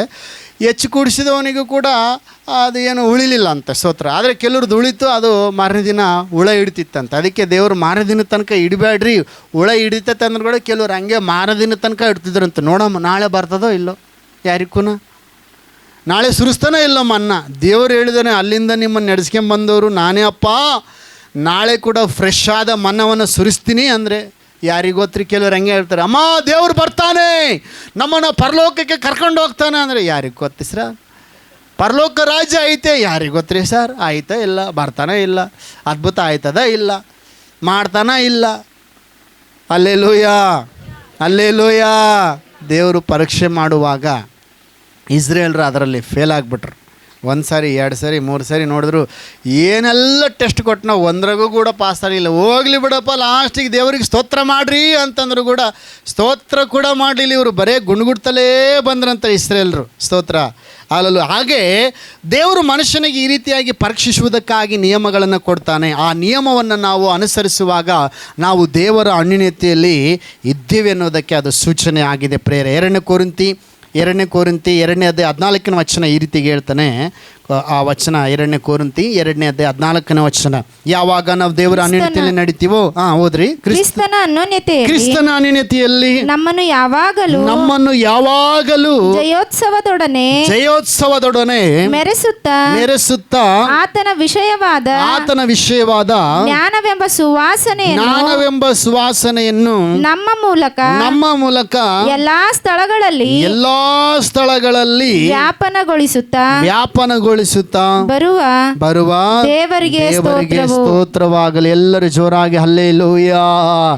ಯಾರು ದೇವರ ಮಕ್ಕಳು ದೇವರ ಜೊತೆಯಲ್ಲಿ ಅನ್ಯೋನ್ಯವಾಗಿರ್ತಾರೋ, ಕ್ರಿಸ್ತನ ಅನ್ಯೋನ್ಯತೆಯಲ್ಲಿ ಅವರು ನಡೆದುಕೊಳ್ತಾರೋ, ಎಲ್ಲ ಸಮಯದಲ್ಲಿ ಜಯೋತ್ಸವನೇ. ಹಲ್ಲೆಲೂಯಾ. ಯಾಕೆ ಗೊತ್ತಾ? ಕ್ರಿಸ್ತನ ಇತಿಹಾಸದಲ್ಲಿ ಸೋಲು ಎನ್ನುವಂಥದ್ದಿಲ್ಲ. ಆತನು ಎಂದೆಂದಿಗೂ ಜಯವನ್ನು ಆತನು ಅನುಗ್ರಹಿಸಿದ್ದಾನೆ. ಹಲ್ಲೆಲೂಯಾ. ಯಾಕೆ ಗೊತ್ತಾ? ಎಲ್ಲರಂದರು ಶಿಲುಬೆ ಮೇಲೆ ಯೇಸು ಸ್ವಾಮಿಯನ್ನು ಹಾಕಿದಾಗ ಆತನು ಮಳೆಗಳಿಂದ ಜಜ್ಜಲ್ಪಟ್ಟಾಗ ಎಂಥ ದೊಡ್ಡ ಸೋಲ್ರಿ ಅಂತ ಅಂದರು. ಅಲ್ಲಿ ನಿಂತವ್ರು, ಎಂಥ ದೊಡ್ಡ ಸೋಲ್ರಿ ಇದು, ಎಂಥ ಅದ್ಭುತಗಳನ್ನು ಮಾಡೇನೀತ, ಎಂಥ ದೊಡ್ಡ ಸೋಲು ಅನುಭವಿಸ್ತದನಂತೇಳಿ. ಆದರೆ ಎಫೆಸ ಪತ್ರಿಕೆ ಹೇಳ್ತದೆ, ಆತನು ಶಿಲುಬೆಯ ಮೇಲೆ ಸೋಲನ್ನೆಲ್ಲ ಅನುಭವಿಸಿರೋದು, ಆತನು ನಮಗೋಸ್ಕರ ಜಯವನ್ನು ಅನುಗ್ರಹಿಸಿದ್ದಾನೆ. ಹಲ್ಲೆಲೂಯಾ. ಸೈತಾನನ ತಲೆಯನ್ನು ಜಜ್ಜಿದ್ದಾನೆ, ಮರಣದ ಕೊಂಡಿಯನ್ನು ಮುರಿದಿದ್ದಾನೆ, ಪಾತಾಳವನ್ನು ಜಯಿಸಿ 3ನೇ ದಿನದಲ್ಲಿ ಮೃತ್ಯುಂಜಯನಾಗಿ ಆತನು ಎದ್ದು ಬಂದಿದ್ದಾನೆ. ನಮ್ಮ ಕರ್ತನು ಜಯದ ಕರ್ತನಾಗಿದ್ದಾನೆ. ಆತನಿಗೆ ಅಸಾಧ್ಯವಾದದ್ದು ಒಂದು ಇಲ್ಲ. ಆತನ ಸೋಲನ್ನಲ್ಲ, ನಮಗೆ ಜಯವನ್ನು ಅನುಗ್ರಹಿಸಿದ್ದಾನೆ. ಆದ್ದರಿಂದ ಆತನ ಅನ್ಯೋನ್ಯತೆಯಲ್ಲಿ ನಡೆಯುವ ನಮಗೆ, ನಮ್ಮ ದೃಷ್ಟಿಗೆ ಅದು ಆ ಕ್ಷಣಕ್ಕೆ ಸೋಲಂತ ಕಾಣಿಸಿದರೂ ಕೂಡ ಆ ಸೋಲಿನಲ್ಲಿ ಒಂದು ದೊಡ್ಡ ಜಯವಾಡಕವಾಗಿರ್ತದೆ. ಆಮೇನ್. ಹಲ್ಲೆಲೂಯಾ. ಯಾವ ದೇವರ ಮಕ್ಕಳು ದೇವರ ಅನ್ಯೋನ್ಯತೆಯಲ್ಲಿ ನಡೀತಾರೋ ಅವರಿಗೆ ಎಂದೆಂದಿಗೂ ಸೋಲಿಲ್ಲ. ಆ ಕ್ಷಣದಲ್ಲಿ ಸೋಲು ಅಂದರೆ ಆ ಸೋಲಿನಲ್ಲಿ ಒಂದು ದೊಡ್ಡ ಜಯವು ಅಡಕವಾಗಿರುತ್ತದೆ ಪ್ರೇರೆ. ಆಮೇನ್. ಹಲ್ಲೆಲೂಯಾ. ಅದಕ್ಕೆ ದೇವರ ವಾಕ್ಯವು ನಾವು ನೋಡ್ತೇವೆ. ಎಫೆಸ ಬರೆದ ಪತ್ರಿಕೆಯಲ್ಲಿ ನಾವು ನೋಡ್ತೇವೆ. ಎಫೆಸ ಬರೆದ ಪತ್ರಿಕೆ 2ನೇ ವಚನ, ಕೊನೆಯದಾಗಿ ಈ ವಚನವನ್ನು ಓದಿಕೊಂಡು ನಾವು ಪ್ರಾರ್ಥನೆ ಮಾಡಿಕೊಳ್ಳೋಣ. ಎಫೆಸ ಬರೆದ ಪತ್ರಿಕೆ 5ನೇ ಅಧ್ಯಾಯ 2ನೇ ವಚನ ಹೇಳ್ತದೆ, ನಿಮ್ಮನ್ನು ಪ್ರೀತಿಸಿ ಕ್ರಿಸ್ತನು ನಿಮ್ಮನ್ನು ಪ್ರೀತಿಸಿ ನಿಮ್ಮೆಲ್ಲರಿಗೋಸ್ಕರ ತನ್ನನ್ನೇ ದೇವರಿಗೆ ಸುಗಂಧ ವಾಸನೆಯಾದ ಕಾಣಿಕೆಯಾಗಿಯೂ ಯಜ್ಞವಾಗಿಯೂ ಸಮರ್ಪಿಸಿಕೊಂಡ ಪ್ರಕಾರ ನೀವು ಪ್ರೀತಿಯಲ್ಲಿ ನಡೆದುಕೊಳ್ಳಿರಿ. ಹಲ್ಲೆಲೂಯಾ. ಎಲ್ಲರೂ ಎದ್ದು ನಿಂತ್ಕೊಳ್ಳೋಣ ಈ ಸಮಯದಲ್ಲಿ. ಕ್ರಿಸ್ತನು ನಮ್ಮೆಲ್ಲರನ್ನು ಪ್ರೀತಿಸುವುದಕ್ಕೆ ತನ್ನನ್ನೇ ಸುಗಂಧವಾದ ಕಾಣಿಕೆಯಾಗಿ ಯಜ್ಞವಾಗಿ ತನ್ನನ್ನೇ ತಾನು ಸಮರ್ಪಿಸಿಕೊಂಡನು. ಹಲ್ಲೆಲೂಯಾ. ಅದೇ ರೀತಿಯಾಗಿ ನಾವು ನಮ್ಮನ್ನು ದೇವರಿಗೆ ಸಮರ್ಪಿಸಿಕೊಳ್ಳಬೇಕು. ನಾವು ಆತನ ಅನ್ಯೋನ್ಯತೆಯಲ್ಲಿ ನಡೆಯಬೇಕು, ಆತನ ಪ್ರೀತಿಯಲ್ಲಿ ನಡೆಯಬೇಕು. ಇವತ್ತು ದೇವ್ರ ಮಕ್ಕಳೇ, ಎಷ್ಟೋ ಜನ ಎಲ್ಲದರಲ್ಲೂ ಎಲ್ಲರ ಜೊತೆಗೂ ಅನ್ಯೋನ್ಯವಾಗಿರ್ತಾರೆ, ದೇವ್ರ ಜೊತೆಗೆ ಅನ್ಯೋನ್ಯವಾಗಿರುವವರಿಲ್ಲ. ಇವತ್ತು ಎಷ್ಟೋ ಜನ ಮೊಬೈಲಿಗೆ ಸಮಯ ಕೊಡುವವರಿದ್ದಾರೆ, ಟಿ ವಿಗೆ ಸಮಯ ಕೊಡುವವರಿದ್ದಾರೆ, ಇವತ್ತು ಲೋಕದವರಿಗೆ ಸಮಯ ಕೊಡುವವರಿದ್ದಾರೆ, ಆದರೆ ದೇವ್ರ ಜೊತೆಗೆ ಸಮಯ ಕೊಡುವವರಿಲ್ಲ. ಇವತ್ತು ಆರಾಧನೆ ಅಂತಂದರೆ ಅನೇಕರಿಗೆ ಒಂದು ಪರಿಜ್ಞಾನ ಇಲ್ಲ, ವಾಕ್ಯ ಅಂದರೆ ಪರಿಜ್ಞಾನ ಇಲ್ಲ. ಇವತ್ತು ಎಷ್ಟು ಒಂದು ದಿವಸಕ್ಕೆ 24 ತಾಸು ಸಮಯ, ಆ 24 ತಾಸು ಸಮಯದಲ್ಲಿ ನಾವು ದೇವರಿಗೆ ಎಷ್ಟು ಸಮಯ ಕೊಡ್ತಾ ಇದ್ದೀವಿ, ನಾವು ದೇವರ ಜೊತೆಯಲ್ಲಿ ಎಷ್ಟು ಅನ್ಯೋನ್ಯವಾಗಿ ಕಳೀತಿದ್ದೀವಿ ಎನ್ನುವಂಥದ್ದು ನಮಗೆ ಪ್ರಶ್ನಾರ್ಥಕ ಚಿಹ್ನೆಯಾಗಿದೆ. ಹಾಗಾದರೆ ದೇವ್ರ ಮಕ್ಕಳು, ಇವತ್ತು ನಮ್ಮನ್ನು ನಾವು ದೇವರಿಗೆ ಒಪ್ಪಿಸಿಕೊಟ್ಟೋಣ. ಏನಂದರೆ ದೇವ್ರನ್ನ ನಾನು ಆರಿಸಿಕೊಂಡಿರುವುದು ಜಯದಲ್ಲಿ ನಡೆಯುವುದಕ್ಕಾಗಿ. ಹಲ್ಲೆಲೂಯಾ. ಯಾಕಂದರೆ ನಾವು ಜಯ ಹೊಂದಬೇಕಂತೇಳಿ ಆತನು ನಮಗೋಸ್ಕರ ಶಿಲುಬೆಯಲ್ಲಿ ತನ್ನನ್ನೇ ತಾನು ಸುಗಂಧವಾದ ಯಜ್ಞವಾಗಿ ಅರ್ಪಿಸಿದ್ದಾನೆ. ಆತನು ಅರ್ಪಿಸಿದಂತೆ ನಾವು ಆತನ ಅನ್ಯೋನ್ಯತೆಯಲ್ಲಿ ಆತನ ಪ್ರೀತಿಯಲ್ಲಿ ನಾವು ನಡೆದುಕೊಳ್ಳುವಾಗ ದೇವರು ನಮ್ಮನ್ನು ಆತನು ಜಯದಲ್ಲಿ ನಡೆಸುವವನಾಗಿದ್ದಾನೆ. ಹಲ್ಲೆಲೂಯಾ. ನಾವೆಲ್ಲರೂ ಕಣ್ಣುಗಳ ಮುಚ್ಚಿಕೊಂಡು ಪ್ರಾರ್ಥನೆ ಮಾಡೋಣ. ದೇವಾ, ನಿಮಗೆ ಸ್ತೋತ್ರ. ದೇವ ಕರ್ತನೇ, ನಿನ್ನ ಅನ್ಯೋನ್ಯತೆಯಲ್ಲಿ ದೇವರೇ, ನಿನ್ನ ಪ್ರಸನ್ನತೆಯಲ್ಲಿ ನಾನು ನಡೆಯಬೇಕು. ನಿನ್ನ ಸಮ್ಮುಖ ನನಗೆ ಬೇಕು, ನಿನ್ನ ಸನ್ನಿಧಿ ನನಗೆ ಬೇಕು ಅಪ್ಪ. ನಿನ್ನ ಅನ್ಯೋನ್ಯತೆ ನನಗೆ ಬೇಕು. ಮನುಷ್ಯರು ನನ್ನ ಬಗ್ಗೆ ಏನು ಅಂದ್ಕೊಳ್ತಾರೋ ಅದು ನನಗೆ ಗೊತ್ತಿಲ್ಲ. ಲೋಕ ಇವತ್ತು ನನ್ನ ಬಗ್ಗೆ ಏನು ಮಾತನಾಡ್ಕೊಳ್ತದೆ ಅದು ಗೊತ್ತಿಲ್ಲ. ಆದರೆ ಒಂದು ಮಾತ್ರ ಸತ್ಯ, ನೀನು ನನ್ನ ಪಕ್ಷ ಇರುವುದಾದರೆ ಕರ್ತನೇ ಸ್ತೋತ್ರ ಸ್ವಾಮಿ ದೇವರೇ.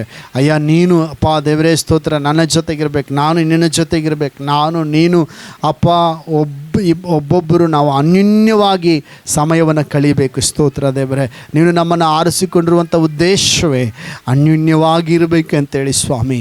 ಅಯ್ಯ ಇವತ್ತು ಪ್ರಾರ್ಥನೆ ಮಾಡೋಣ ದೇವರ ಮಕ್ಕಳೇ.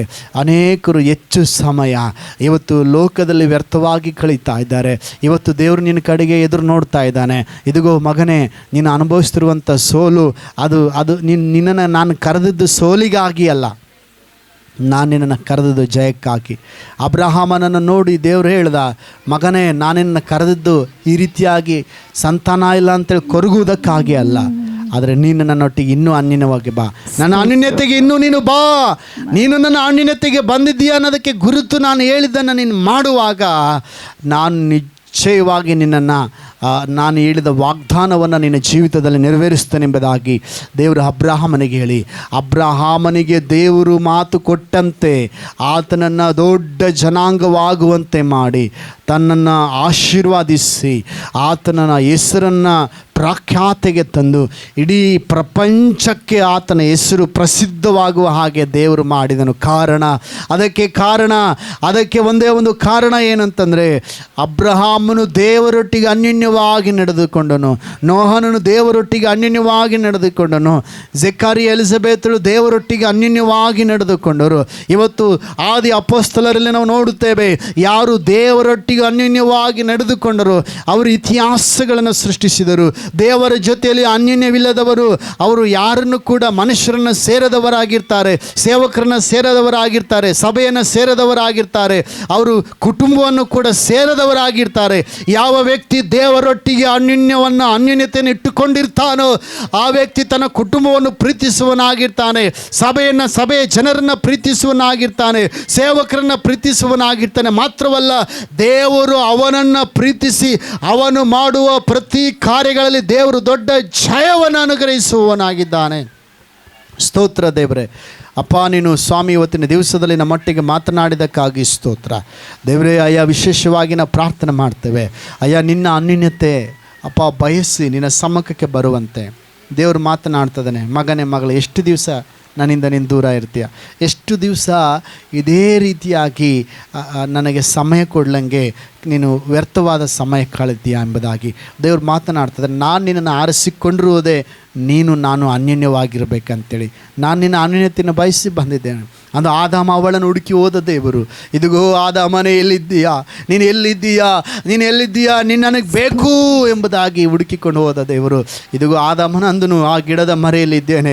ಇವತ್ತು ಅನೇಕರ ಉತ್ತರ ಈ ರೀತಿ ಇದೆ, ದೇವಿಗೋ ಮನುಷ್ಯ ನೀನು ಎಲ್ಲಿದ್ದೀಯಾ ಅಂದರೆ, ಇದಿಗೋ ನಾನು ಫೇಸ್ಬುಕ್ನಲ್ಲಿ ಬ್ಯುಸಿ ಆಗಿದ್ದೇನೆ, ಇದಿಗೋ ನಾನು ಯೂಟ್ಯೂಬ್ನಲ್ಲಿ ಬ್ಯುಸಿ ಆಗಿದ್ದೇನೆ, ಇದಿಗೋ ನಾನು ವ್ಯರ್ಥವಾದ ಮಾತಿನಲ್ಲಿ ಬ್ಯುಸಿ ಆಗಿದ್ದೇನೆ, ಇದಿಗೋ ನಾನು ನನ್ನ ಕೆಲಸದಲ್ಲಿ ಬ್ಯುಸಿ ಆಗಿದ್ದೇನೆ, ಇದಿಗೋ ನನ್ನ ಸ್ನೇಹಿತರೊಟ್ಟಿಗೆ ನಾನು ಬ್ಯುಸಿ ಆಗಿದ್ದೇನೆ, ಇದಿಗೋ ನಾನು ಸಿನಿಮಾದಲ್ಲಿ ಸೀರಿಯಲ್ನಲ್ಲಿ ನೋಡುವುದರಲ್ಲಿ ನಾನು ಬ್ಯುಸಿ ಆಗಿದ್ದೇನೆ ಎಂದು ಇವತ್ತು ಅನೇಕರ ಉತ್ತರ.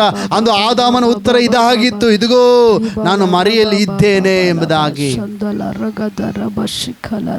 ದೇವರ ಮಗುವೆ, ನಿನ್ನ ಉತ್ತರ ಏನಾಗಿದೆ? ಅಯ್ಯ ನಿನ್ನ ಸನ್ನಿಧಿಯಲ್ಲಿ ನಾನಿದ್ದೇನಪ್ಪ, ನಿನ್ನ ಸಮ್ಮುಖದಲ್ಲ ನಾನಿದ್ದೇನಪ್ಪ, ನಿನ್ನ ರಾಜ್ಯ ನೀತಿಗಾಗಿ ತವಕ ಪಡುವುದರಲ್ಲಿ ನಾನಿದ್ದೇನಪ್ಪ, ನನ್ನ ಹೃದಯ ನಿನಗಾಗಿ ಮಿಡಿಯುತ್ತಿದೆಯಪ್ಪ. ಕೀರ್ತನೆಗಾರನೇ ಹೇಳ್ತಾನೆ, ನೀರಿಗಾಗಿ ಜಿಂಕೆ, ಬಾಯಾರಿದ ಜಿಂಕೆ ನೀರಿಗಾಗಿ ಹೇಗೆ ಹಾತೊರೆಯುತ್ತದೆಯೋ ಅದೇ ರೀತಿಯಾಗಿ ನನ್ನ ಮನವು ದೇವಾ ನಿನ್ನನ್ನು ಬಯಸುತ್ತದೆ ಎಂಬುದಾಗಿ ಕೀರ್ತನೆಗಾರನೇ ಹೇಳ್ತಾನೆ.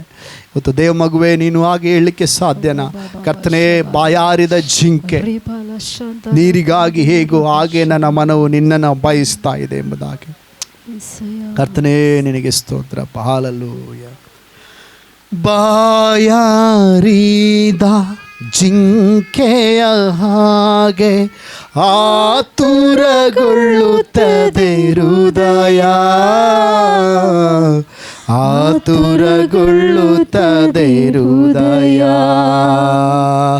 ಬಾಯಾರಿದ ಜಿಂಕೆಯ ಹಾಗೆ ಆತುರಗೊಳ್ಳುತ್ತದೆ ಹೃದಯ, ಆತುರಗೊಳ್ಳುತ್ತದೆ ಹೃದಯ. ಜೀವ ಜಲವಾಗಿ ನೀಗಿಸು ಎಂದ ಹವಾ, ಜೀವ ಜಲವಾಗಿ ನೀಗಿಸು ಪ್ರಿಯ ದೇವ ಮಗುವೆ, ಈ ಲೋಕದಲ್ಲಿ ಯಾವುದೂ ನಮಗೆ ನಿಜವಾದ ತೃಪ್ತಿಯನ್ನು ಕೊಡಲಾರದು. ಸೀರಿಯಲ್ನಲ್ಲಿ ಸಮಯ ಕೊಟ್ಟು ಸೀರಿಯಲ್ ಜೊತೆಗೆ ಟಿ ವಿ ಜೊತೆಗೆ ಅನ್ಯನ್ಯ ಸಮಯ ಕಳೆಯುವವನಿಗೆ ತೃಪ್ತಿ ಇಲ್ಲ.